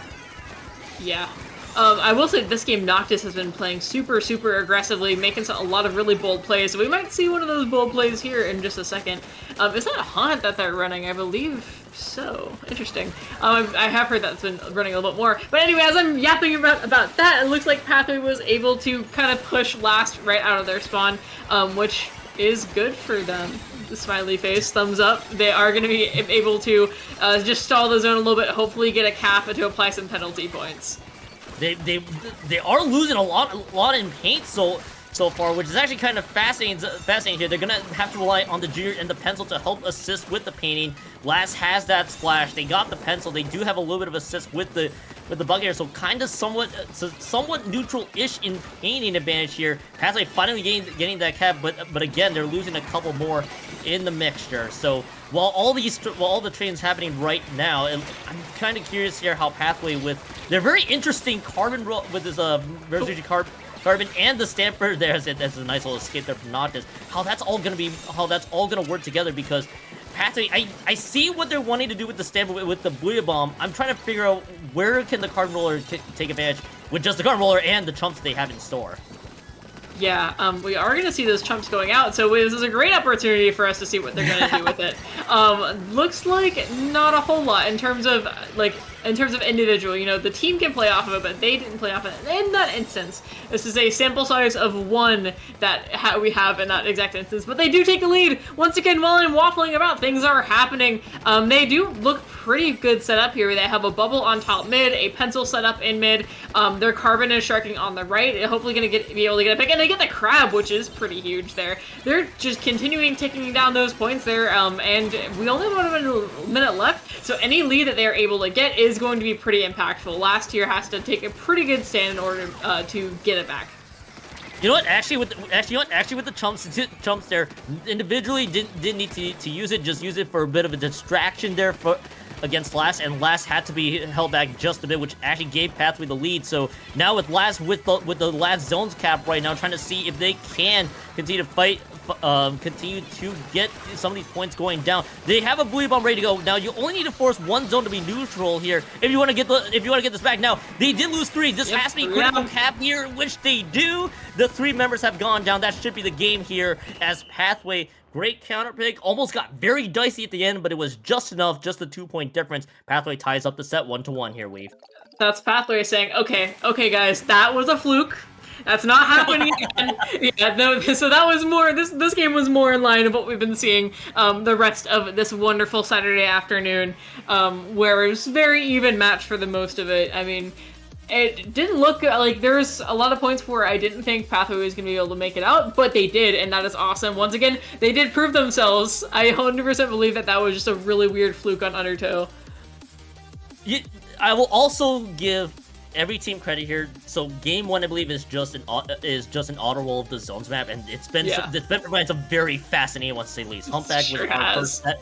Humpback zones was game 1 in set 1. Set 2 was Mincemeat, which again some people would probably play it in Anarchy or maybe in select zones tournaments. And then here, Undertow zones, again, probably you see it in zones tournament or if you were playing Anarchy, so probably you could there could be a few plausible theories that, okay, Pathway maybe not as practiced on Undertow zones, and also I don't really blame any team not wanting to be as practiced if they didn't want to deal with it. Exactly. So I think the way we are going to see counterpicks the rest of the way is most likely we're going to be seeing zones maps that are very tournament viable, to say the least. This was definitely one of those tournament viable maps. We could be seeing pretty much the same here from Last, unless Last has a pocket pick up their sleeves. Yeah. And we were talking about the chumps because we're just trying to, you know. Yeah, so I mean, I do, like I mentioned, they didn't use it individually, but you're also not the only player in your team. You got that team synergy going on. Other players might be using it, even if you're not, and like you mentioned, a really good distraction for them. Not the most, threatening thing in the world, but it can be enough in a lot of circumstances. I always like the phrase, the sea of chumps, a lot of noise on the screen. It's like, okay, we just gotta get through these, and then it's like, maybe that's just a few more seconds they needed burn, which was just enough to just swipe that through. So that was a lot of fun. Counterpick here for game 3, Barnacle and Dime, or for those who tuned in Ludi tonight here on Splatoon Tourney, Barnicle and Dime. Barnicle. Yep. Barniso, however you want to pronounce it there. So let's take a look at the ones. I think we're gonna not really see many changes here on either. So I think this is just gonna be as set as we're gonna see it here, the rest of the set here. So I'm halfway just going to stick with this Current Roller Chumps. I feel like the idea here is the chumps are going to be the big distraction tool while still taking advantage of the main weapon. I feel like, in a weird way, Barnacle or Barnicle is pretty well suited to chumps too, because the area of the chumps is pretty much the same size as a lot of the pivotal areas you're going to want to be taking. Like, the chumps will cover all of their plat, it will cover all of their court, that kind of thing. So in a weird way, it might work a little bit better here. We do see one player on Last go down, and we're trading out for the sword, but eventually Pathway also going to go down. A lot happening on the screen right now. Just a lot of fights, a lot of skirmishing, although Last is still, around 50 points down. So Pathway is playing it nice and patient here, not going in too fast, which is exactly what you want to see. Trying to build some specials up, not quite getting the picks that they need just yet, but they do have some time, not a lot, but some time to spare. So only a little bit of time to spare at this point, because it's 30 points remaining. The Sea of Chumps are going to be used back in their base, just trying to give themselves some room to work with for a distraction tactic here. I'd imagine you're going to be seeing the Blue Bomb here, but they're going to need to paint this up soon, because this is down to 10 points remaining. If any time left goes down, this is going to be the win for Last on another 100-0 finish here. Blue Bomb is just not enough. Maybe not enough paint left in the tank, but the one hit, the splash was just enough. My goodness, Last got it down to 4 points remaining. I was wondering if this was going to be the second 100-0 victory here for Last. Not the case. Pathway still surviving. Yeah, I was really on the edge of my seat there. That was pure desperation. And it looks like they're not even that much worse off for it. I mean, other than the actual points, they are in a pretty good spot to continue trying to put some pressure on Last and getting themselves a good lead going. Or, well, not a lead, but some good points on the board there. They're going to throw out to try and counter that crab tank, which is pretty effective there. Just going to keep them in for a little bit longer, relieve a little bit of pressure so they can start to move forward. Ooh, and good pick from Bonk there. Well, that's the carbon roller main weapon doing carbon roller things honestly on that one. And to be fair, I make it sound like I'm not a believer in the carbon roller. The main weapon is still fantastic if you're able to get these picks or be sneaky with it. It's just the chumps is the very interesting thing they got to use. Which, by the way, chumps being called out now, right as I noted it. So now Last having to swim through these sea of chumps. They're actually investing so much into the chumps. They don't want to move forward because of it. And it actually costs Last a lot, actually, as they lose 2. As the splash did go down, but I think they've also picked up the cooler on top of it. It is somehow a fight for the zone with all the paint disadvantages here. Now the crab being used. This should be advantage Last coming in terms of paint. Not unless the Blue Bomb has other things to say about it here. It is going to add 2 more points to the board. All of this fighting over the zone, it leads to Last getting the cap at the end of it. Yeah, so that penalty is applied. You know I always love talking about that penalty. But it looks like Blast is going to take the chance of moving forward. I talked a little bit last game about Noctis's really great aggressions, and there, I don't know if that was a multi-kill. I don't know if it was a double or a triple, but very, very well played, and gave them an opening to progress their penalty down. And, you know, you always want to knock out, you always want to end it here, so they are definitely fighting really, really hard for that. But the chumps do come out again. A little bit of distraction allows Bonk to move in forward a little bit more. Going to be fighting with Noctis down there in that pit as Mondi over there sets up the bubble, which does lead to them neutralizing and then capping the zone. So once again, Chump's kind of starting a little bit of a chain reaction there. On top of it too, two separate picks on both fronts. Booyah Bomb gained the pick onto one end. And then you also got to see Noctis, I think, just trying to pressure Pathway backwards, but getting snuffed out by themselves as well. Forcing Pathway to get an opening forward, and it will be the trip check being thrown in. Actually, I think the trip check was just enough. That was not this game to pick on the Bonk. Now they're looking to move forward with this slosh and gets the second pick on the Zekrom as well. We're going to tune away here for just a bit. I think there might have been a trade here, a triple to say the least, from Noctis. And but even with all the fighting that was happening here, no team really gained full control of the zone quite yet. It is going to be last on the last cap here. With Spexal trying to see if they can find value. No success so far. There's still room for Pathway to get the victory here, but they're gonna have to find some critical members there. Maybe Noctis being the main target here, Weave. Yeah, I mean, this is... I'm getting, you know, really some desperate vibes here from both of the field. Like, there's a lot going on here. The players are, you know, really putting out all their stops in terms of aggression, in terms of trying to find openings. And Pathway is in a really good spot right now. Everyone's pretty much pushed back. That sword is in a fantastic spot. Pencil set up on the zone. Tri-strikes are going to come out, which might push them out. They just need to paint right now, or they are going to get that penalty applied. And with 10 seconds left, it's going to be rough for them to regain it. They do throw the Booyah Bomb out there. Oh yeah, go ahead. Don't worry. Don't worry. I was just noting something here real quick. Pathway immediately gained the cap of the zone. The Booyah Bomb immediately gets the cap, just barely, and now Pathway could be looking for a huge finish here. They're gonna have to fight Pencil over Pencil. The Pencil actually dropping 1-2-9 going down on the end of last. Pathway could be looking to move forward here. They're gonna be out the penalty point soon. Last will be the one with the desperation effort. All three strikes, all thrown together for the zone. I think they're trying to throw the entire kitchen sink onto it. Now it's a fight, but the overtime timer just barely ticking down, and Last does indeed get the victory. The neutral forces Pathway to paint over it, and Last collapses onto them. Last, another successful counter pick this time in the set. Last takes the lead 2-1. They are at match point. That was a really, really good game there. That was a lot of ups and downs. If you could have seen my face during the entire last 30-ish seconds of that match, it was really just, you know, like, that was really, really intense there in terms of what is going to happen. There was a question of whether they were going to get into overtime, and then they did. And then at just the pure, yeah, like you mentioned, I remember you saying throwing everything at the kitchen sink there, and that is a perfect description of what happened, because it was just pure chaos of just scrabbling. It's another really good word to describe it. Scrabbling for that zone. They threw it at the kitchen sink, and then also threw the entire kitchen sink, and maybe the entire house with it, or maybe the entire kitchen and then the house. Just trying to get the cap of the zone. I don't blame them whatsoever, though, because this was OT. This could have been 2-1 Pathway. You get to see it right here. All trip strikes thrown into it. The crab tank also used for range. And Pathway, by the way, I'm trying to figure out, because this fight happened so quickly here. Okay, it was actually picks. Yep, it was the picks on every side. It was just the pencil, I think, that was just left at the end. Yeah. It was just a scramble session, so that was kind of to be expected there in that front. So we're going to be looking on the counter pick. Pathway's last counter pick of this one. I mentioned before, map 1, always the wackiest zones map on the board. I think you're going to be seeing every counter pick for zones be a little bit more tournament viable maps here. And we get to see here with Hagglefish Market zones coming up. Last time we saw it, we saw that Hydra. Yep. I don't think either of these teams are bringing out the Hydra. No. Yeah, they're both probably going to stick with their pencils there. We talked a little bit about earlier. It's just a really fantastic weapon for this map.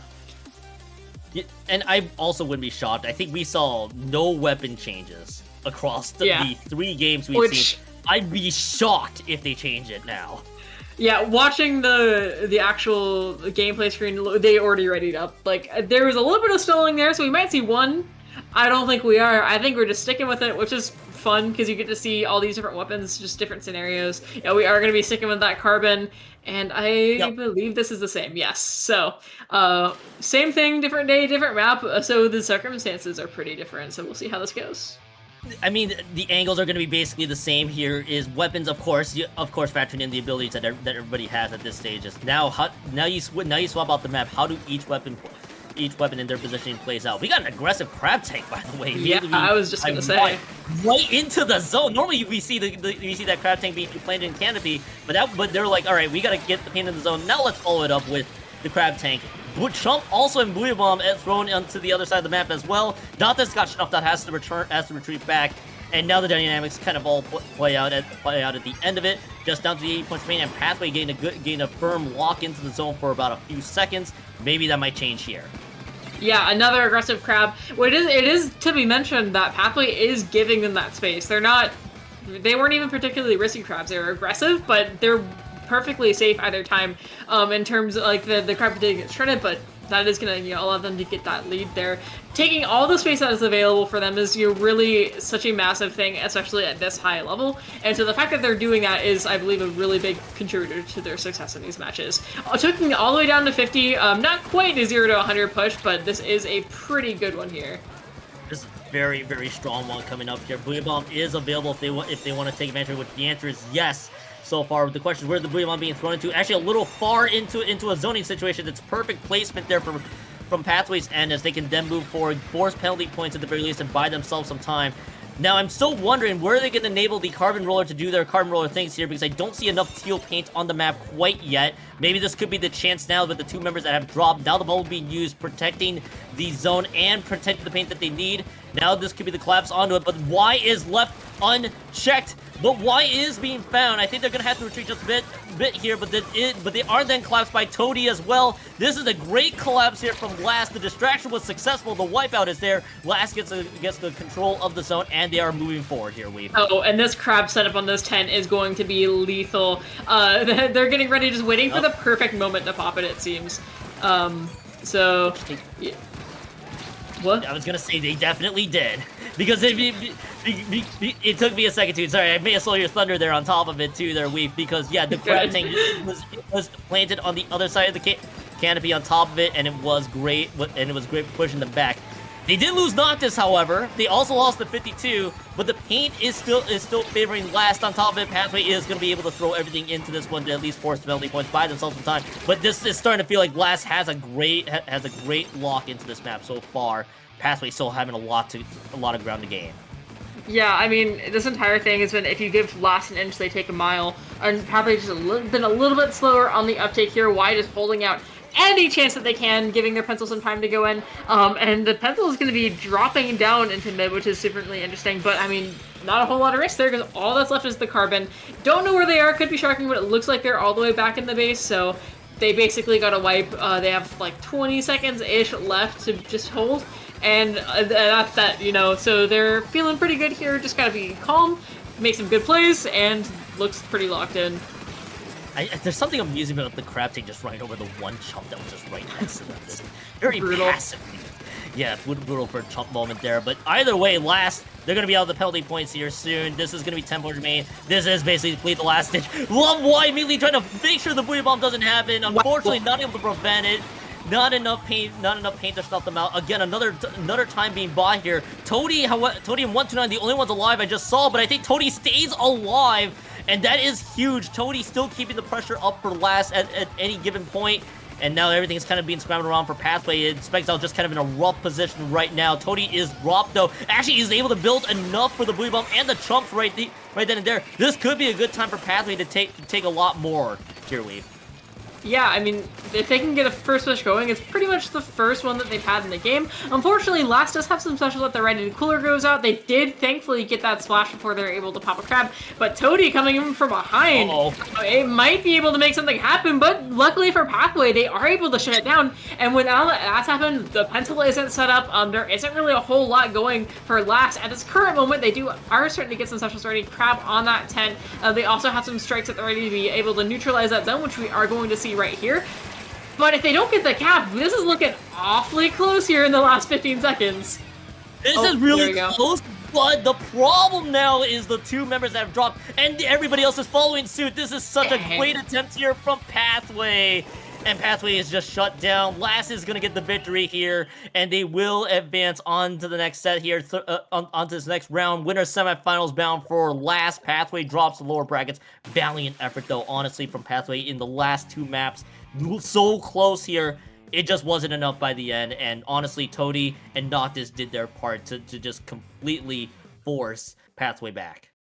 If you told me that that's how that set would have gone, with these really, like, some pretty close games, once again, I was on the edge of my seat at the last little bit because it looked like Pathway was going to be able to at least get not necessarily an overtime. Wasn't quite right in circumstances, but it looked like they were going to be able to get that push going and potentially get the lead there in those last 20-15 seconds, and they just weren't able to. But if you, like, that first game was such a blowout that I wouldn't have thought that they would do really, really well in the other games.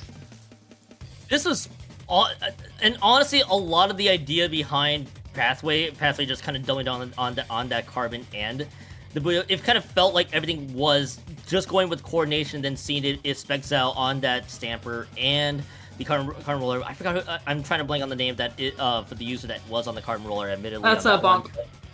The Bonk. You're right. Thank you for that. Bonk and Spexel were trying to do their best to pressure them out, and I think they were trying to enable the Carbon do their thing, Bonk that is, but it just didn't materialize when they really needed it. Toady and Noctis just did a great job pressuring Pathway back, and it kind of just showed how Last is able to proceed forward. Now, they are advanced to winter semi, so a little bit of a tough road up ahead for Last here, but I mean, Last looked pretty solid so far. Yeah, I mean, definitely super solid showing, at least, from what we've seen from this one match. Circumstances can always change. It could have been a really good matchup for them. Could have been some players that they just were able to deal with a little bit easier, but this is a very strong team. We've known this, so we'll see how this goes for the rest of the tournament. We'll definitely see how this goes for the rest of the tournament. For us, we're not going to be able to see the rest of the way as commentators because we're gonna be out of here. We got some fresh set of commentators.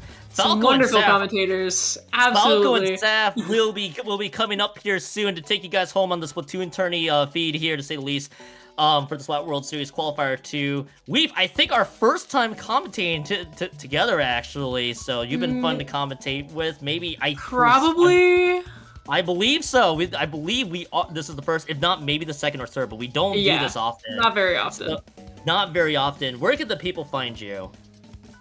You can find me pretty much any of the socials. On Blue Sky, I'm Weef. On Twitter, I'm WeefSlider. Anywhere else, I'm probably WeefSlider. So I'm not super active, but you can find me there. Keon, what about you? Well, you can find me probably trying to cool down and trying to unwind from the long week, but you guys can find me on Keon2570 Blue Sky and on Twitch. Smash the follow buttons for that. Shoutouts to our producer Jordan. Jordan will take you home the rest of the way with Falco and Sapphire commentators for the second half of the alternate feed here. So, without further ado, I'm sure we both probably want to try to rest up right now. Keona Weave is signing out for this first block. Second block will be coming up here soon. You don't want to miss a thing. You're watching the Splat World Series Qualifier number 2. Stay tuned and watch to see which teams which 2 teams will be advancing to the Splat World Series next Saturday. Until then, stay tuned. Definitely watch more here out of Splatoon tourney. Stick around.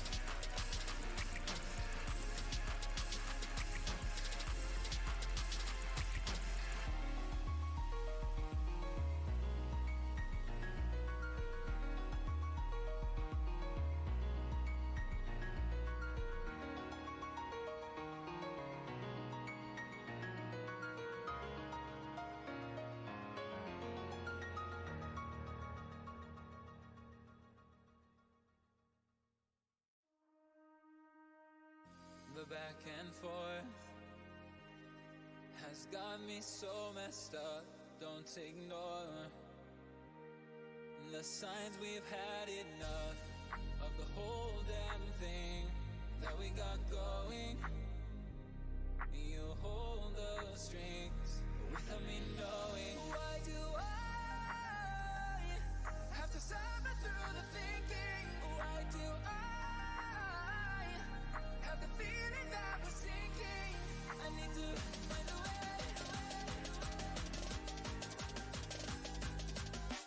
Find a way. Find a way. Find a way out. Find a way.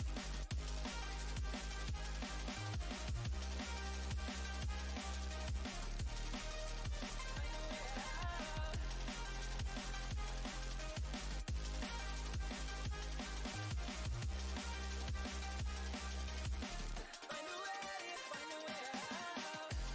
a way out.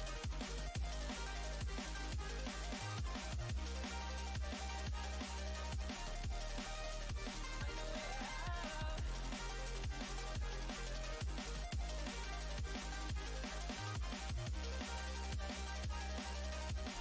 Find a way. Find a way out.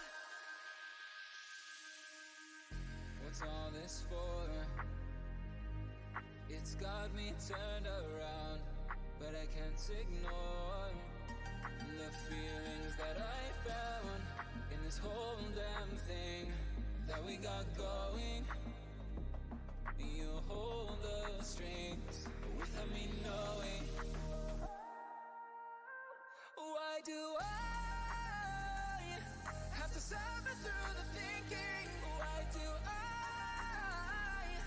have the feeling that we're sinking? I need to find a way. Find a way. Find a way. Find a way out.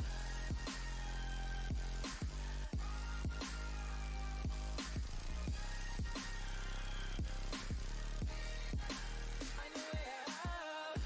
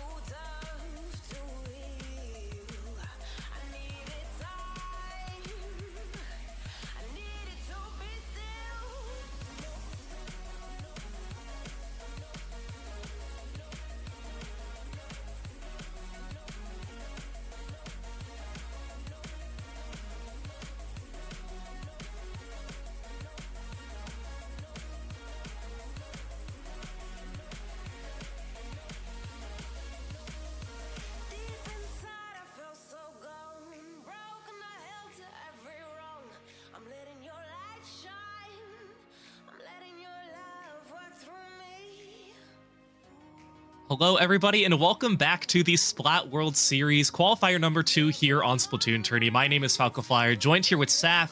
Saf, it was just last night, probably like 10 hours ago, that we were chatting, talking about some of the teams who we thought were going to be in this position in the top part of the winners bracket. And our predictions aren't too bad. They're not too bad right now. But we are going to be seeing one of the teams' new meta going against the last. We were actually both watching Isabel's point of view when they were playing. It went to a game 5, new meta able to pull it off, getting the win. So this is going to be such a fun matchup for us to start with.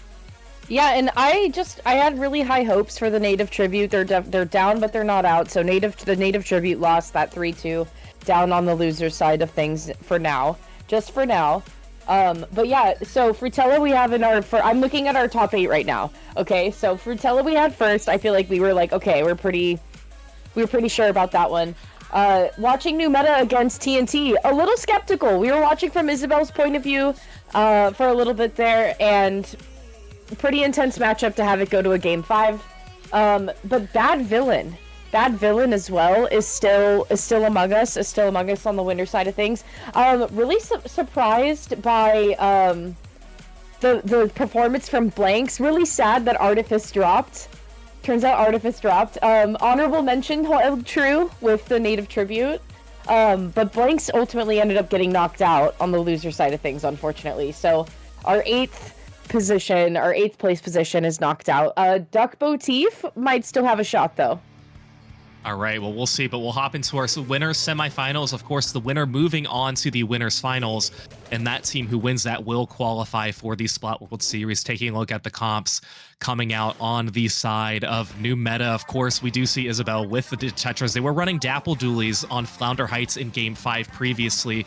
With that cooler, going to be switching up to the Dapples, which they typically do play in a very standard comp on the side of last. Yeah, and of course, I believe that is going to be Lucas that actually has that ink brush there, but they're going by Lulu, if I'm not mistaken.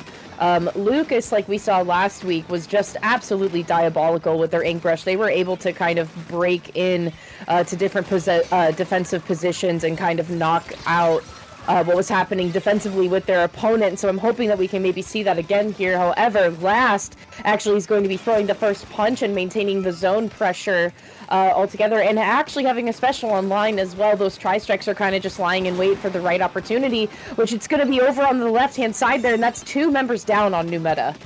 Yeah, last set themselves up pretty well. They had a quick 2-player advantage, then got the 3rd player. The 4th player for new meta had to back up, and that's why last got all the way down to 64. But not before new meta just right now getting the zone. We can see Toady trying to go for a flank, going to be going for the pencil, but 2 of their teammates are going to be down. They're going to retreat just so they don't get caught in a position that they don't want to be in, as Nikawa is going to be backing off a little bit, forcing their opponents into a 3v1, taking them down. So new meta able to take the lead with this solid lockout too. Last has 2 members down. They have not been able to drop from Tree Saf, and this is looking really good for new meta. Well, yeah, I mean, and I think the comeback for last is getting well set up here. You have the crab tank there. 129 getting on top of that mushroom is also super helpful to taking the high ground. But really the key here is you got to get Nikawa off that top middle section there. Down to the 20 unit mark here for new meta. Now Nikawa being pushed off. The cooler has now been popped. Juice being added for new meta here as we round the last corner here. Tri-strikes hopefully going to knock it out. The bubble, and was that a re-slider that got canceled too? I didn't even see Falco. Either way, that's new meta all the way down.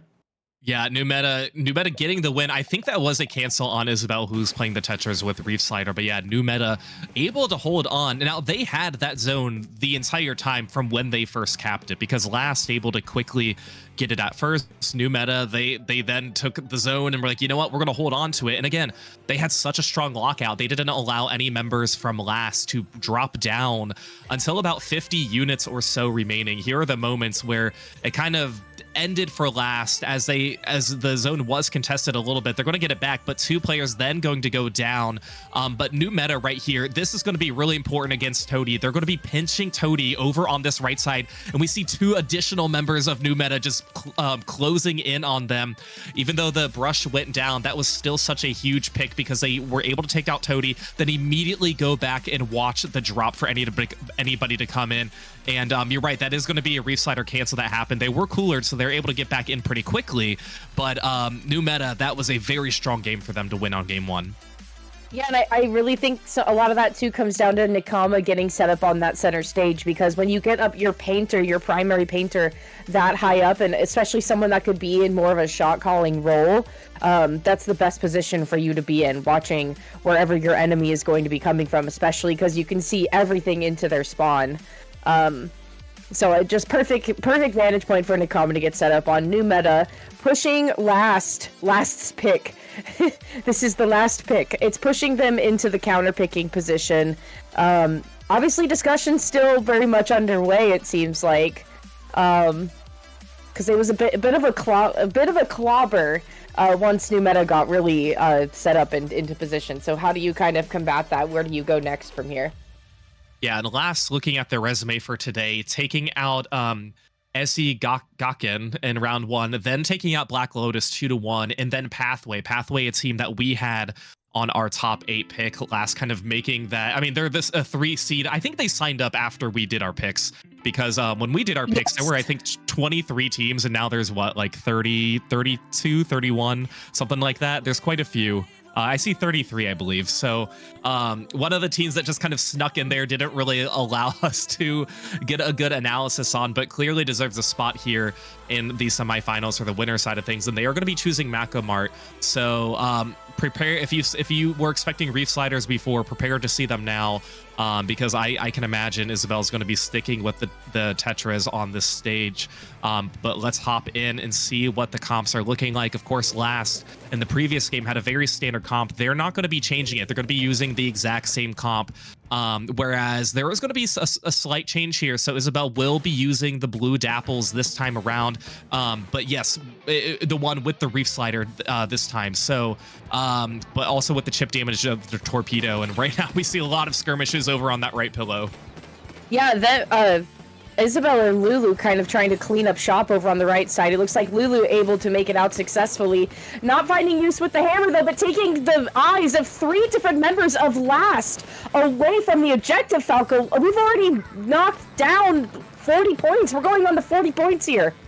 Yeah, and Ogori's Caps bubble in that corner was absolutely crucial, because that's one of the biggest dropping points for the enemy team, as they're able to just prevent anybody from jumping in. And of course, you know, if you see a bubble on the enemy team, you know somebody's probably going to be sharking in there. You don't want to go in that bubble unless you're certain that you can take it out. And new meta just really keeping this up. I mean, even if they go for a trade, that's still going to work out for them in their favor. But last, kind of running out of time now. They haven't had a player advantage quite yet, and the bubble is going to be used in the exact same spot it was before. Y is going to be using the crab to try and touch up on some paint, but they're going to be dropping down for Isabel. Isabel is going to be taking them out, and the pencil 129 able to try and get some paint, but no, new meta able to hold on in the 100-0 knockout.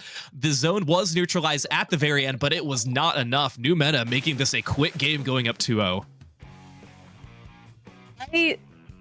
I have no words. Like, the bubble placement from Ogiri, not once, but twice. Isabel going in with Lulu and just trying to pinch people off. I mean, just, like, you can't even write it better than this. You know what I mean? Like, looking at the top down here, again, it all started right here with Isabel and with Isabel and Lulu going and fighting together in that corner. Isabel unfortunately met their demise. However, Lulu made it all the way back over there and took the attention of 3 different people off the objective. They immediately ensnared their prey right where they wanted them, and it was just curtains. Curtains for Last. And we could see Toadie was kind of backed up in that corner. They didn't really have anywhere else to go. They had the wall that they could protect themselves, but at that point, you're just hoping that you can get a trade. And unfortunately, when the opponent has the zone and time is ticking down, a trade isn't really what you want, but there's nothing else you could do in that situation besides jump out and waste some more time. So, yeah, Toadie was just put in a very difficult position, and there were no opportunities for Last to have all of their players alive at the same time to push in. And like we said, Ogori's bubble just in a very key position, and you mentioned 2 times that can just allow the rest of the team to watch that drop, make sure nobody's going in, because they're going to try and take out the bubble. If they're sitting right in front of it, it's going to be a very predictable position. So New meta, textbook win for them, and Last is going to be choosing the counter pick Umami Ruins. Of course, we're in a best of 5 situation right now. New meta looking to get one more game win to move up to the winners finals. We'll see if there's any changes here for Last, as unfortunately for them, not as much to take away from this game too. It went much more quickly than the first game, but we know that there is some potential. One thing to take away is the counter pick was chosen a lot faster this time. A lot faster having a counter pick chosen on the second loss for the second time that you're in the counter pick situation. So I'm wondering what's the method for success here with trying to go with Umami Ruins. Is spreading out the resources to 2 different zones, maybe that's more advantageous to Last, as Last running a pretty traditional comp here, and with new meta using the blue dapples and kind of getting into the fray of it all, it's kind of a fun thing to watch. Yeah, I mean, it's really for the Reef Sliders, too, about, just trying to cap the zone and take it over just with one special use, especially for one of the sides. But Last is looking much more comfortable this time around, Saf. They have 2 members against New Meta, not in control of the zone quite yet, but they're still applying a lot of pressure. Now they're finally going to take it. But unfortunately for them, there isn't much opportunity for them to push up and try and get this out, as Isabel's going to try and go down and get a splat. They're not able to do that. So Last, with a little bit more hope now that they've had before, New Meta's trying to take control of the zone, but Last is really right there fighting. Yeah, New Meta in a great position here, though, because, again, it's like we've been saying, Last is not really sure what to do about this bubble gameplay, Falco. It seems like consistently whenever that bubble is standing, somebody is there to try immediately take it down, which it's like, as you should be. But maybe the timing that's being spent on that is not quite being optimized like it should be by Last. However, now finding themselves in the driver's seat, the lead has now been flipped, although New Meta is now breaking through the offensive wall that Last was kind of throwing down here, looking to try to flip it around with 3 members down. They're certainly going to try to change the story here, and you can see Isabel and Lucas are already up front and center trying to infiltrate for more. Yeah. This is a really good opportunity for New Meta. 3 specials online. They have the stamp. I believe it's deployed right now. Yeah, Lulu was waiting forever to throw that. They did not want to use the stamp at all, but then we saw the Reef Slider at the ready, the bubble, or the cooler as well. So a lot of specials were online. Cam going to be trying to make a dive for it to get some more leverage. They are going to go down. Y is going to be coming up with the crab, able to take down 1. Identifying the pencil player, Isabel's going to go down as well. So this is Last opportunity. They're taking control of the right zone, moving on over to the left. They are going to get that cap, so this is a much better position that they've seen themselves in this time around, as Agori cap is going to be pushed all the way back. They do have their bubble at the ready and trying to go for a little bit of a flank, just poking their head around the corner on the grates here, but it's not going to be enough because Last still in pretty solid control, but New Meta, they are not shy to try and make these flanks happen. Yeah, Isabel has been doing some really brave stuff this match here. Nikawa's looking to try to have a 1v1 fight with the Splash Y over on the right-hand side. Lulu, once again, taking the attention of 2 different members of Last. However, Last having a phenomenal hold on the middle section here. They're not going to be letting up anytime soon. So Lulu, unfortunately, did not really waste the time that they were looking for, especially because there is no penalty in Last wave. 3 specials online, 2 of them being popped here.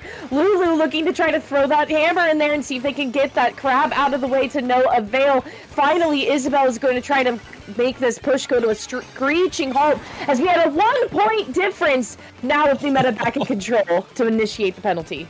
Yeah, that was absolutely crucial for New Meta. Last had so much paint on the map, but unfortunately, it was not enough for them to utilize to get the lead. So New Meta still holding on, giving 43 penalty points to Last. That was absolutely crucial for New Meta, but Last trying to get right back in it again, had a 2-player advantage. Y is going to be using that crab once again, trying to identify Lulu, but 2 of their teammates are down. We see a 3v1 against the crab.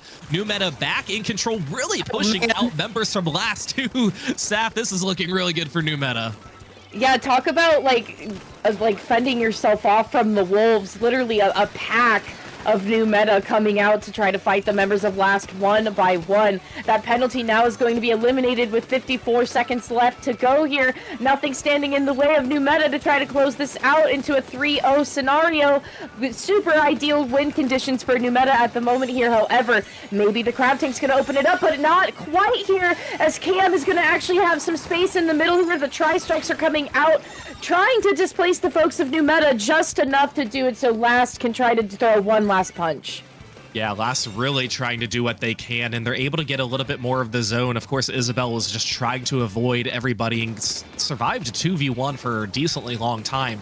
And yeah, Last trying to really hold on this. It will likely go into overtime if they're able to control and keep this zone, but we shall see as a few specials are now online for New Meta. We do see the reslider, we see the bubble come out as well, but will this be the lead swap? Not quite yet. New Meta able to take it just in time to avoid an overtime, and New Meta is going to be winning this set 3-0, moving up to the winners finals, getting one step closer for that bid for the Splat World Series next week. One step closer and one step closer to fighting the #1 seed for today, which is the folks over on Frutella, which that, and you were right, that in our prediction was correct. So we have New Meta as, I think, wait, did we predict New Meta #2? Yes. We predicted New Meta to be #2. We predicted Frutella to be #1. They are now meeting each other at the winners semifinals? Winners finals. Winners finals, things. yeah. They're meeting each other at the winners finals of things. Okay. So BADXVILLAIN got knocked down by Frutella. And Last got knocked down by New Meta. So BADXVILLAIN is waiting for Pathway. Pathway is waiting for another set to finish. It looks like Losers is kind of taking their time on down here. Yeah, I mean, it's a little bit of a longer bracket, but there are typically less games per set to try and keep them caught up a little bit. So again, Losers bracket, you still have that opportunity. You do not have to win this entire tournament. It's much easier on the winner side because once you win winners finals, you automatically get in. Losers bracket, you have to beat the team who gets knocked into losers bracket at the very end. So you're really climbing a gauntlet of teams that you could be facing right now. So a lot at stake, as we have, I mean, we have just about, looking at how many teams remaining right now, I think about 8 or so who are still standing, trying to earn that spot for this qualifier. And we mentioned too, going into this specific qualifier, especially as of last night when we only had 60% of the teams signed up, we were like, this is all up in the air. We don't really, you know, we have Frutella, we have the teams who we know did well in the first qualifier. They're probably going to make a decent run again, but we don't know who's going to sign up in addition to who's already competing. So a few surprises that we had seen, like we just saw Last, again, we didn't know that they were participating. They were the #3 seed, obviously performed very well, getting very close in that game 3. That game 3 that we just saw, the best that we had seen them against New Meta. So I mean, they might be able to take a little bit of a run in the losers bracket, but we will be taking a quick break here while we get set up for the next set. Of course, we will be moving on down to the losers bracket, and these matches are more important than ever, but you guys don't go anywhere. You're watching the Splat World Series qualifier #2 here on Splatoon Tourney.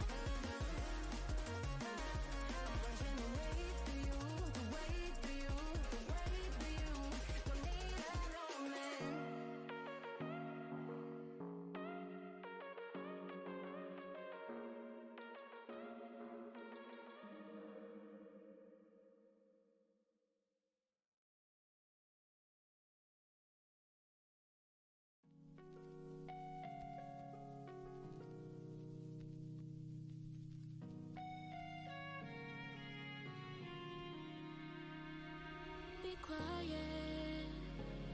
I hear the thunder that comes from far away. It's like a noise in my head. Oh, this world hides, this world hides. It gets you deep and leaves the sky. Oh, this world hides, this world hides. It gets you deep and leaves the sky. We need to get out, 'cause it's fall apart. frees your heart. It's no longer the same. 'Cause things fall apart and it frees your heart. It's no longer the same. We need to get out of here.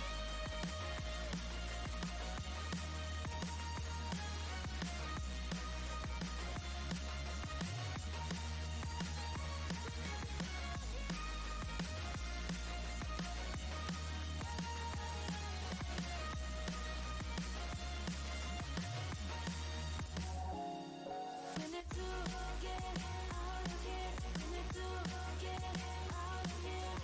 All we need to do is to get out of here. We need to get out of here. We need to get out of here. All we need to do, we need to get out of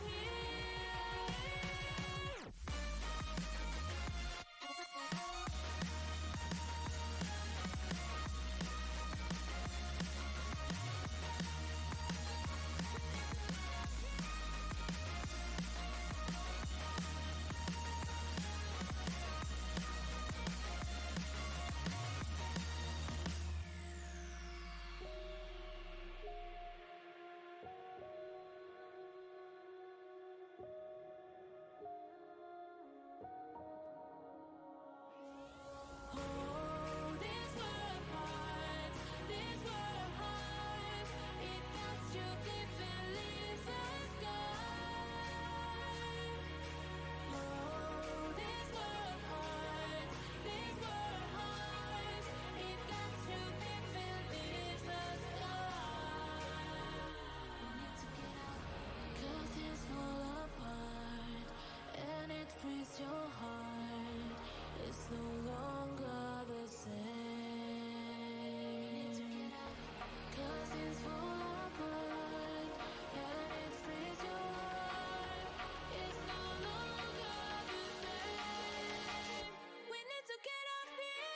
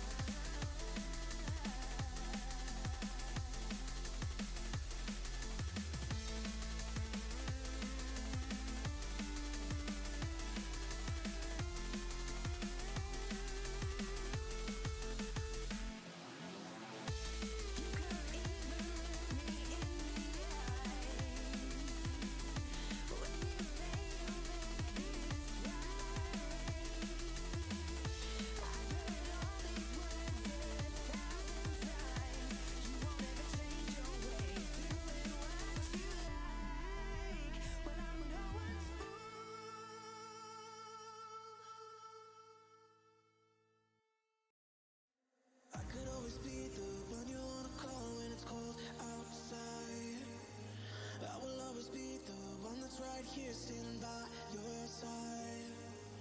Open up your heart and let me in. I promise not to break you. I promise I'll be all that you want. So let me in my heart before. Let me in. Oh, your love explodes. Our heart implodes. Your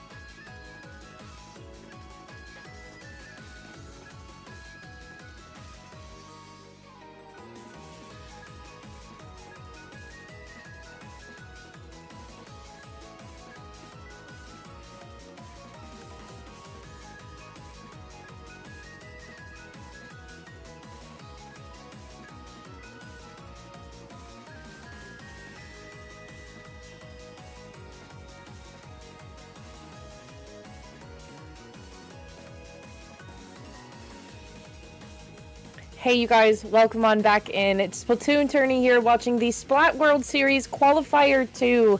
My name is Saf. I'm here with Falco. Thank you for coming back and joining us. Opening up with Manta Maria, we're looking at the native tribute and pathway. Now, Falco, both of these folks, these groups of folks, made it on our top 8 prediction vision board, all right? Pathway, I think we put in our 4th place spot. The native tribute was just an honorable mention. Native Tribute, though, got 2-1 against Speed in their last round and bumping them up against Pathway here. And you can see at the bottom, actually, okay, I'm sorry, I'm gonna try my best. Yaddle Total? Close enough. That's what I would have said. Okay, 2-0 over face mask emoji. But for now, Native Tribute and Pathway. Big fan of the Native Tribute, Falco. You have a really eclectic group of players on the Native Tribute. Yeah, Helix, we were talking about this last night. Helix is one of the players we're really going to want to try and look out for. I don't know if they had a full roster when we were looking at them at the time. They might have had one. I don't know. They did. We talked about it. it. Yeah. And of course, like we mentioned, both of these teams on our radar. Pathway with Mundi 2 is going to be a very strong team to face. Both of these teams, they were in the losers bracket. They just won their first game in the losers bracket too. So we saw, let me pull that up right now. In Native Tribute beating Speed 2-1 and Pathway defeating No Vanity 2-0. Of course, in the losers bracket now, we're in a best of 3 situation. Stakes are a little bit higher as we get closer and closer to this final mark of potentially clinching another winner in our Splat World Series. And hey, the good news for these teams, they already know their opponents for the next match. The winner of this is going to be facing BADXVILLAIN, and the winner of the other teams, High versus Yaddle Toddle. Not sure if that one will be cast here or IPL. We'll see whenever the Frutella new meta match wraps up. But the winner of that is going to be facing Last, who we just saw here on Splatoon Tourney. So again, stakes are pretty high here. These teams have been kind of patiently waiting to get themselves situated and started, and that's just the nature of the beast. When you are in the losers bracket, you always have to wait for somebody to catch up who's coming from running in that bracket. But it should be pointed out too that the Native Tribute, we mentioned they beat Speed. Speed is a team who beat Black Lotus in the set prior to that, 2-1. Another team we had on our honorable mentions. Now there's a lot of, again, we mentioned how the second qualifier, the teams are going to be a little bit trickier to place in the top 8. We were pretty certain about our top 3, and quite frankly, we were correct on our top 3 down the line. But all the others, it's kind of up in the air, so it's exciting to see where everything's going to be wrapping up. Yeah, we were correct in the top 3 until Last decided to join the party, taking our 3rd place spot. So quite literally in the name, coming in last. But yeah, so Native Tribute and Pathway, you have someone that's gotten to kind of stretch their legs on the bench for a little bit, and then you have a group of people that are fresh from the battlefield, looking to turn it right back around. So who's to say which is more optimal, which situation to be in is more optimal here. Looking ahead though, TNT opting to use the paintbrush, that is temp on the paintbrush there, that has the Trizuka in tow with it as well. And got more mini gameplay as well. You have the Stars Stamper too coming out for Pathway as well, which we actually got to see a lot of that from Spec. The last time we got to see Pathway kind of on the big screen here. So I'm looking forward to seeing some more sword gameplay. Yeah, I think this match will really come down to who's going to perform better as far as your flanker, the one who's going to be diving in. It's going to be the paintbrush versus the carbon roller on the side of Pathway. And right now, Zone is going to be neutralized at Pathway in a position to take control of the first zone. Mondi able to use a bubble in a very crucial spot, making sure nobody from TNT can jump up and get some leverage, as Bank is going to be trying to go on and get a pick, but no, Waka is going to be able to take them out as Waka's getting some strikes ready. 2 players down on the side of Pathway, so Waka pushing forward with the strikes, trying to take control of the zone, but no, they're going to go down. It's Bonk who's going to be taking them out too. So again, a lot of respawn on both of these teams is trying to really get back at it, and Bonk, we see, are not shy, getting that nice double and cleaning up and taking control of the zone. Yeah, if it's one thing's for certain, you don't want to be caught between Bonk and an immovable object. because it's just not going to end well for you. Look at Temp here on this top bunker area, launching the Trizuka, not finding too much value with it. That is Zekrom, though, going down, so that is the pencil for Pathway, a very big painting tool going down for the side of Pathway, and no respawn in sight, actually. That's Mondi kind of finding themselves by themselves. Zekrom finally trying to come back into the process here. However, the native Tribute has completely shoved Pathway over into the left-hand side of this map, Falco. Yeah, and that's going to be hard to kind of recover from if you're Pathway. But they are making pretty quick work of this. They do have the strikes ready. I don't know if I heard a booyah. Yeah, I heard the booyah. There it goes. Now it's detonated on the other side. So Spec getting a nice double, able to save the lead too, getting a quick 3-player advantage. Going to be trying to take out Dark, and they are able to do that. So that is going to be a delayed wipe. Huge for Pathway. They had quite a few penalty points that they're trying to take down right now, but Zerk and Spec able to try and push forward, really making sure Waka can't drop down. And we know that this is a fantastic bucket stage, so Waka's really going to have to try their best to push forward and be as momentous as they typically can be with that weapon, but Pathway's not making it easy. Yeah, I feel like that little skirmish that we were just watching from the top down, I feel like I was like trying to wait to watch water boil, because you could see that both sides of the team were like trying to outreach as far as they could with their output, and then it kind of just came down to like, can I just get a little bit of poking damage on whoever I'm fighting with here? But with the Booyah Bomb coming out, that's Wako trying to be being pushed back here. TNT finally breaking out into the center stage, now looking to try to take the left-hand zone here.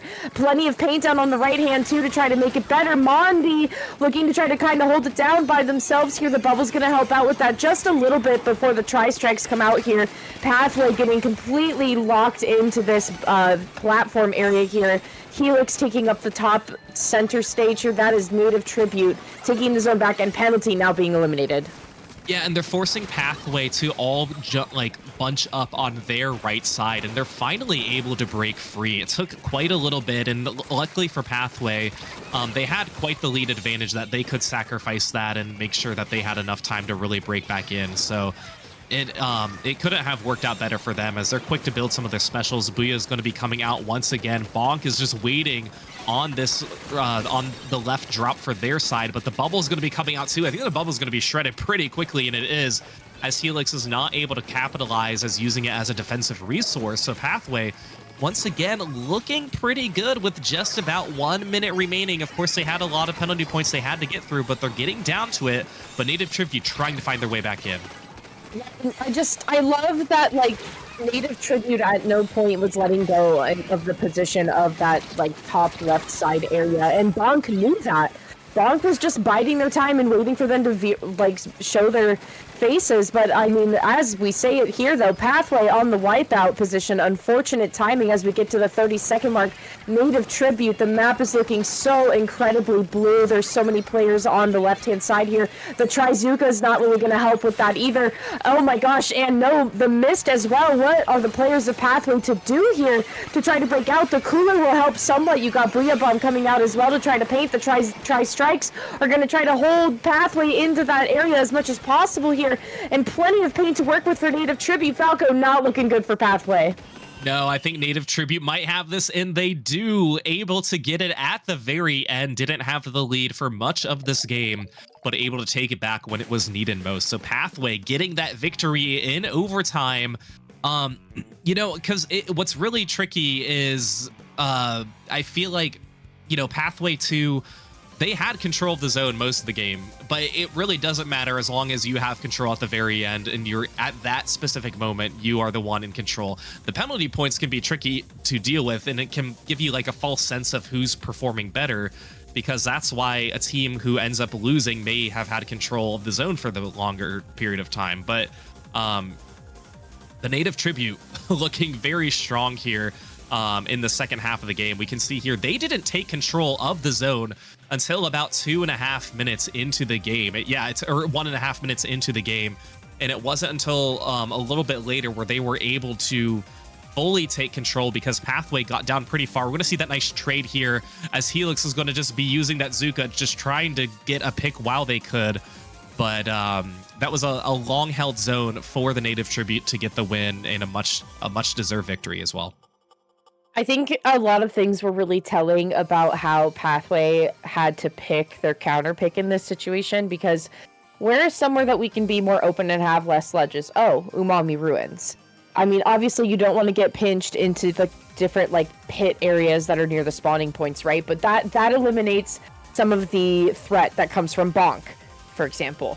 And Bonk was really just kind of doing a lot of work here against TNT. TNT had to really try to mitigate for what Bonk was doing, and Bonk really read the opponent well. Which how do you add to the queue faster than your opponent can? So I think that's what Pathway is going to have to be looking forward to as we go into this next match here. And I'm hoping to see maybe Spec take like a little bit more of a step forward to try to help out Bonk in these situations. Especially because a lot of the time you would see Helix and Waka kind of working together and in close quarters with each other. So I'm hoping maybe something like that will be a little bit different. Also, I like that no changes have been made. This paintbrush pick from Temp is it's fascinating. Yeah, you know, not a weapon we see very often, but we know how strong Zuka is, so it's, you know, not a bad choice by any means. And to your point about, you said Bonk, using that carbon roller, they're going to be one of those players. They have to sneak up. They have to rely on having a lot of paint. And thankfully on their side, they have that junior, they have the pencil to help support. So they're going to be relying on that as Pathway trying to go for the first clear cap here, getting a two-player advantage, getting some picks. And this is looking pretty good as Mondi, the battle junior, just really doing junior things and just trying to make sure that they cannot be spotted very easily, able to take the lead, and they're going to start their lockout. Yeah, very good random bomb throw, luck of the bomb throw for Mondi too, a little bit earlier there. So Trizuka is going to be coming out, opening the gateway for Spec to try to come in and take this bottom side here. Bonk is also going to be lying away for Waka. Waka goes down. They're going to take the fight with Temp. Temp is going to be the successor in that fight. I don't think they were expecting that. So Mondi is going to find safety inside of that bubble and continue the fight there. But Spec unfortunately goes down. So Pathway is going to have to back off, especially with Helix now popping the bubble. This is TNT in response.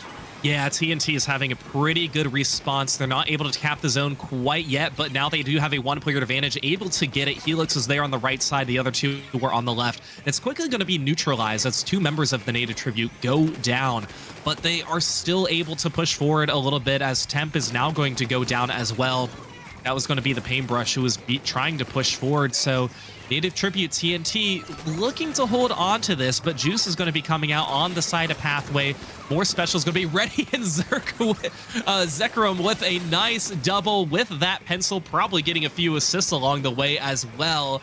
And that is what a pencil does best, just stand back and get that one last shot for the chip damage to clear things up. And Pathway still looking to get themselves back in, but they're losing a little bit more paint. Yeah, I think that this fight happening on the side here is really interesting. Waka takes two, Bonk looking to try to take one, takes down Temp. Dark is trying to cover up the mess as best as they can. Helix looking to try to help out too. It's one zone apiece currently, and Pathway is really like focusing on this right-hand zone here as the TNT now finally trying to break in up onto the mid-section. A very neutral stance by both teams here, and especially with no penalty in the way, the Native Tribute is in a way better position to try to be moving forward here. Taking Spec out of the fight is huge. That's a big fighting force that's now out here. TNT is looking to really make a statement, and especially with trapping all the players in the pit area here, this could be big, Falco. Yeah, just one unit away from taking the lead, but they're going to have to try and protect both zones, and it looks like they will, and they are able to take the lead. 2 minutes remaining. That is going to be huge for the Native Tribute. 2-player advantage at that. A delayed 3. It's just Spec. Okay, that's going to be delayed life. They have to take down Mondi and not provide any jumps. Mondi trying to push forward, but it's not going to be enough. Native Tribute with a wonderful comeback, just letting members of Pathway come in one by one, really worked out well in their favor, and Pathway just had a very difficult time, never had their full footing on the ground with all of their players alive at the same time. So that last minute was all TNT, Seth. Bonk, once again, Bonk was incredibly hindered that game. Many more Zukas coming from them having to kind of play play further back, launch their Zukas, try to hit from the native tribute from a long range. Which we're seeing here, of course, like in the opening, Bonk kind of had some space to work with, working with Mondi really well. Pathway was looking really good right at the beginning. You had all the members of TNT like pushed up in their spawn. See Bonk using that Trizuka to hit from long range. Zekrom just trying to cover up the mess here. There's that player 5, that Sprinkler that we all know and love. So Pathway was looking so good all the way down here, except finally TNT was like, all right, let's actually put something cohesive together here. The Tri-Strikes are going to open it up.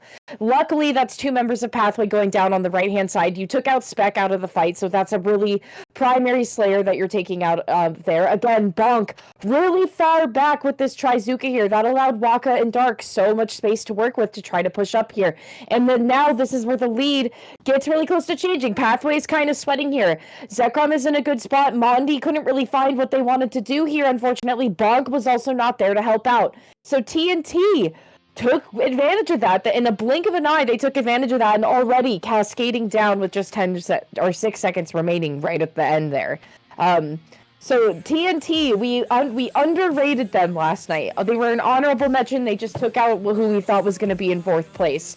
So looking ahead at the bracket, Frutella takes New Meta in a 3-1. New Meta now finding themselves on the loser side of things. Frutella finding themselves in the grand final spot. Now, Falco, are we looking for 2 winners here today to move on to the championship?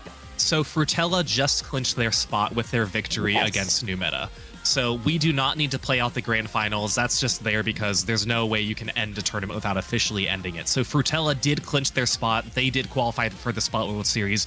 We have 1 spot remaining with 2 streams. New Meta is going to be the final boss out of these 4 teams who are remaining. We have BADVILLAIN versus TNT Native Tribute. We are going to be seeing the Native Tribute once again. Over on IPL side, they're going to have last in high face off. So we're getting down to the wire here. Just 5 more teams, essentially. 4 going to compete head to head. Have 1 more match after that, and then taking on New Meta. But Frutella, let's talk about them for a little bit. I mean, because they were the team that we all thought when we were on the Beat broadcast last night. We're like, this is going to be the #1 team, and we're pretty certain of it. They had a very strong performance in that first qualifier, and hell, they had a very strong performance today too, getting that victory, getting that 3-1 win over New Meta. So it's just going to be a matter of who's going to face New Meta in the losers finals. And of course, we have 4 teams fighting for that spot, all starting right now. And again, BADVILLAIN versus the team we just saw, TNT, the Native Tribute.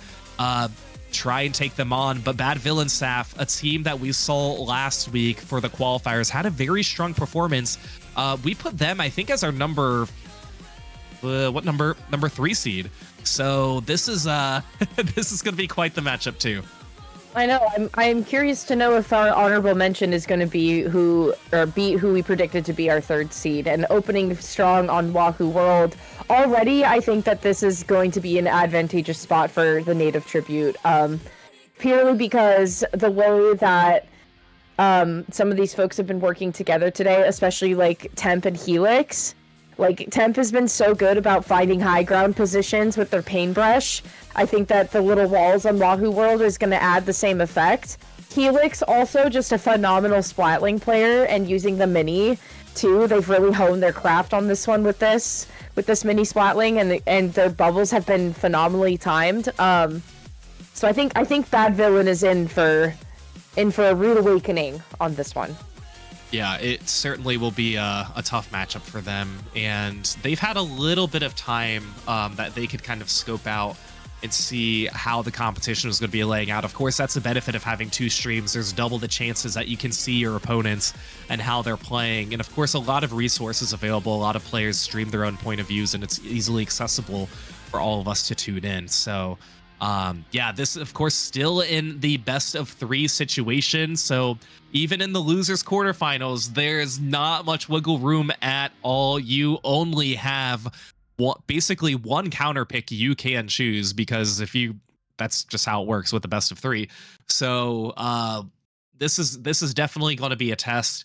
I'm looking at High's roster right now. Splat, Seb, Astra, and Okami. Okay, yeah. So that match is going to be on IPL, but I was curious about who's going to be on that team. But Native Tribute, we mentioned we had them, in our honorable mentions, and we didn't really know what to expect. They're the 11th seed here for this tournament. So it's not just us who didn't place them in the top 8.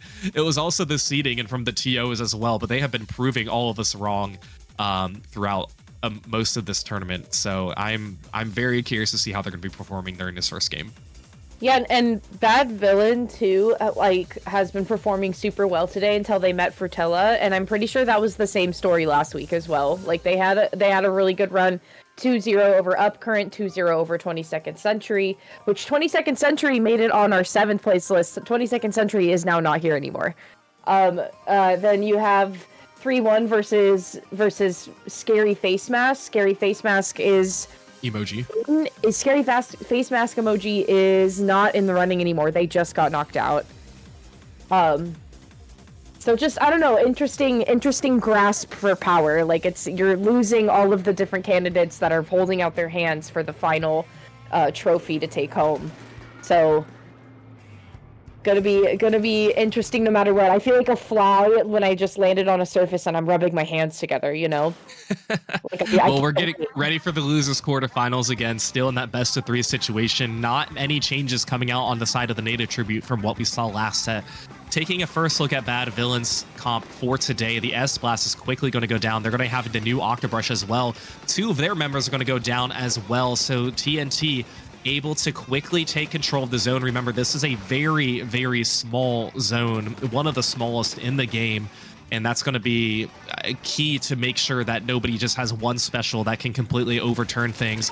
As we see Helix trying to go in, that's going to be a nice double there. From that, it's going to be the gal on the side of BADVILLAIN. I couldn't quite see which player that was in particular, but that is absolutely huge. I believe that was Cats who got it, as Mox is now going to be trying to go in with their Octobrush as well to try and clear out some space, but TNT still in control of this zone, not allowing BADVILLAIN to take any sort of control of this Seth. Yeah, and I think Mahiru has been trying to go in and initiate fights as best as they can, but TNT has just been able to shut it down completely, and I think the detriment and the fall of all of this was earlier in the match when you had Dark kind of set up with the bubble over on the right-hand side where Temp just went down there. Finally, though, 2 members of TNT going down. BADVILLAIN looking to try to turn this story around. Look at Cats and Mahiru infiltrating on the top here. Exor is going to take one from Dark's playbook and get in a good setup position here to get some paint down on the floor. Temp, though, wasting no time. It's the Paintbrush versus Octobrush, with Octobrush barely losing to Paintbrush because Paintbrush got taken out from behind. Nevertheless, though, Native Tribute back on the right path. Yeah, the good news for BADVILLAIN is that they prevented the knockout. The bad news is they didn't hold the zone nearly as long as they wanted to kind of counter how far Native Tribute had pushed it. And we can see here that's going to be Mox trying to just push in with the Crab, displace a few members. Dark trying to back themselves up to give themselves a little bit more space, but still getting the picks on BADVILLAIN. That's going to be a delayed wipe as well. It's just going to be the Octobrush who jumps in. Mox is going to be trying to swim from behind, probably going to be jumping out. Yes, they're going to be jumping out right now, getting themselves a team reset, but they're running out of time. There's going to be one more opportunity. The Booyah is going to be coming out for BADVILLAIN, but no, it is quickly covered up by the pencil, in the Native Tribute taking game 1 in a pretty dominant fashion. Yeah, I think BADVILLAIN kind of lost sight of the objective at the end there. You could see there was 3 of their players at the tape fly where they were all kind of looking up on that higher wall near the spawning area. Nobody was really looking back at the zone and contemplating, hey, maybe we need to like export some of our resources out that way. But at the same time, it's like, it seems like if you don't keep these players of TNT in check, then like what is BADVILLAIN to do? And they just had a really hard time trying to balance both at the same time. Yeah, and part of it, I think, is Wahoo World just being not a very conventional stage that we do play. Very small zone, as we mentioned before. You can pretty much have one special, just clear it and cap it. So it's...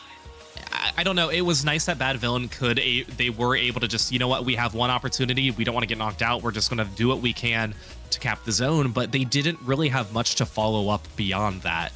They did what they needed to do to prolong the game and stay alive. But once the Native Tribute took the zone for the second time, Bad Villain just couldn't get back in. They were never at full force. They had a 1-2-3 down.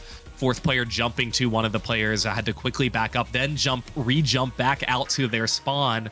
So that just like takes a lot of time off the clock. Taking a look at the replay here, this is where the Native Tribute, they had, again, that early lead. We had quite a bit of a stalemate at the very beginning of the game, but Native Tribute taking control of that zone in the first 13 seconds, and from then on, just immediately had members of Bad Villain back out.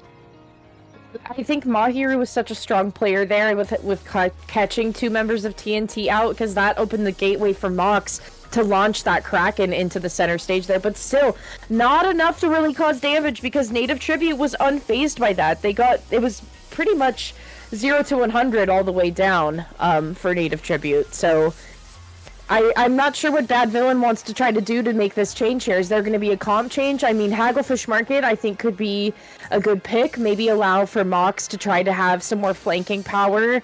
Perhaps, like, the lower, with half of the stage kind of being, like, on the bottom floor, the basement, if you will, with the carousel. Maybe Mox was maybe having trouble trying to take opponents down there and entice people to come and fight them down there. So maybe having this flanking power on Hagglefish could be more advantageous for that. However, you have to be considering temp on their Painbush, because who's to say they're not going to do the same thing? So yeah, you're right. It's not just Bad Villain who might have to adapt. The Native Tribute might have to adapt as well. It's, again, a new stage, and like we mentioned, a little bit more space to work with here on Hagglefish.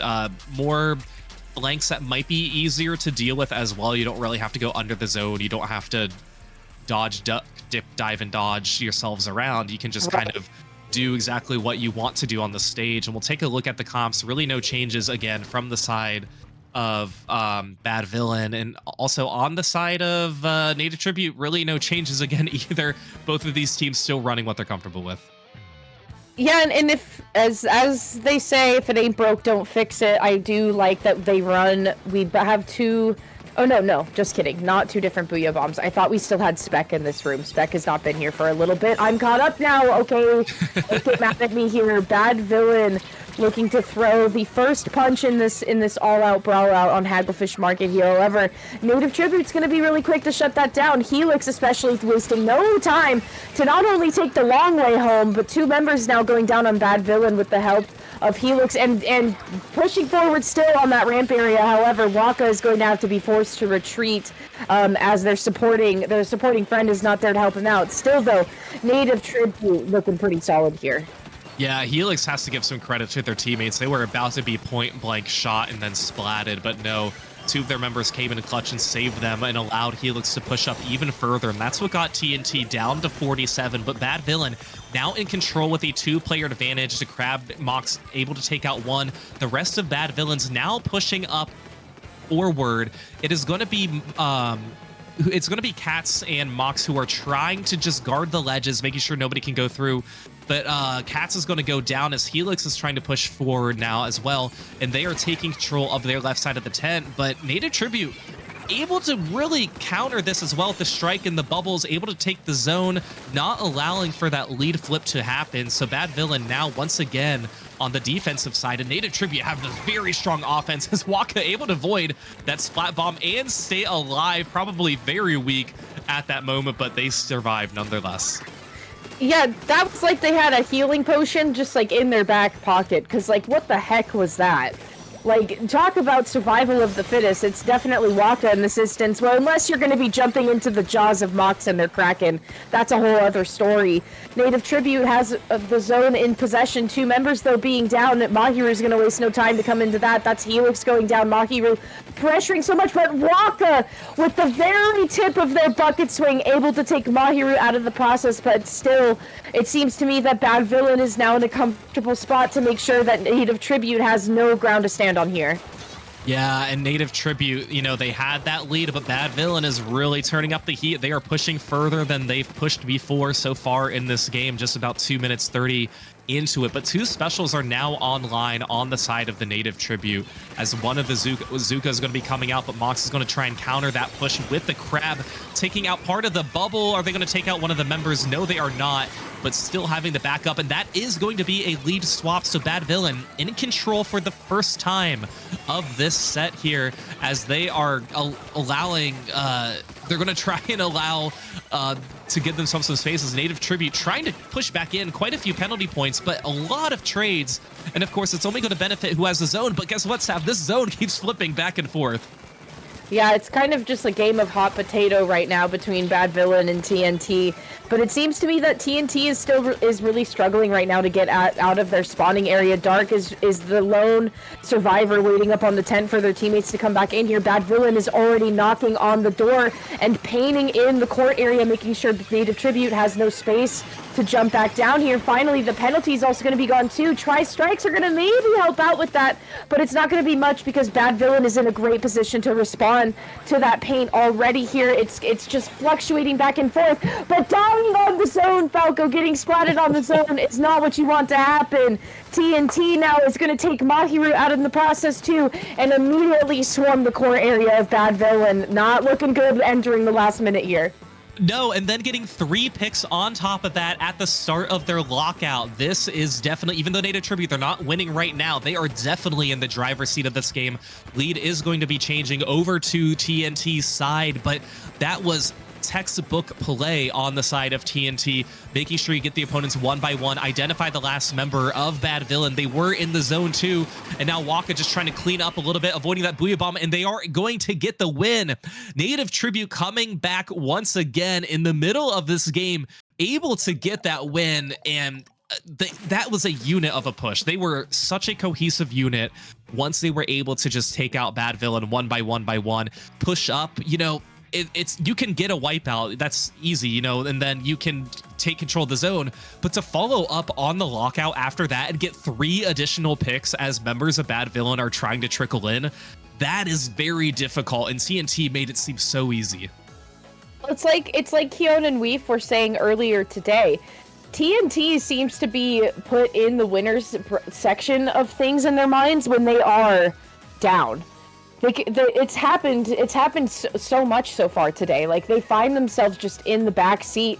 They're not really doing much. They're trying to tell the driver where to go, but the driver's not listening.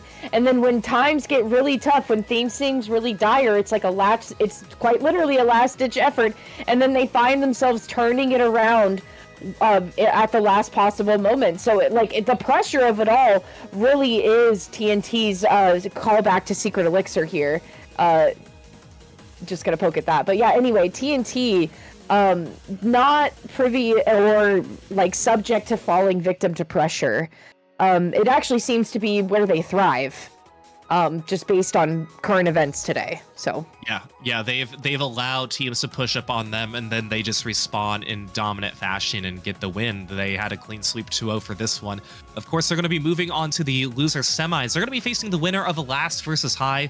That match currently going on IPL, but with the conclusion of that match, that means we are down to 1 concurrent match that can happen at the same time. So we are going to go ahead and sign ourselves off here as we head over to IPL for the duration of the tournament. But thank you all for watching our stream here on Splatoon Tourney. Jorian, our streamer, lovely work as always. Saf, always love closing out the day with you. Happy that we could be doing the first 2 qualifiers together for the second block on Splatoon Tourney. But where can we find you?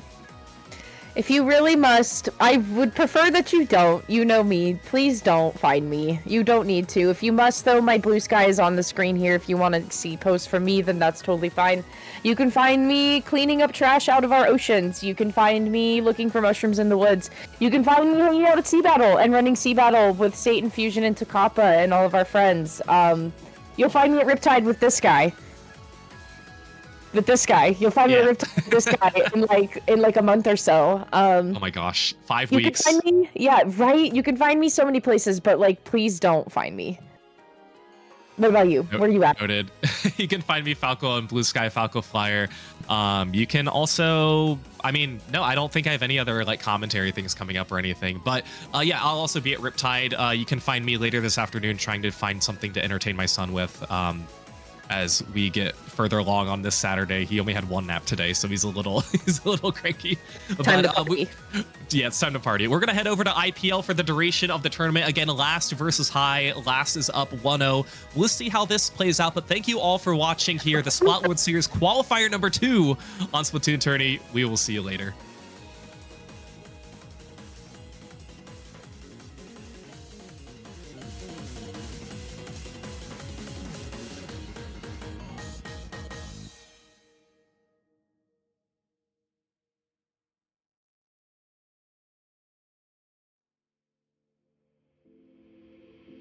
Take a moment right here, feeling like it's out.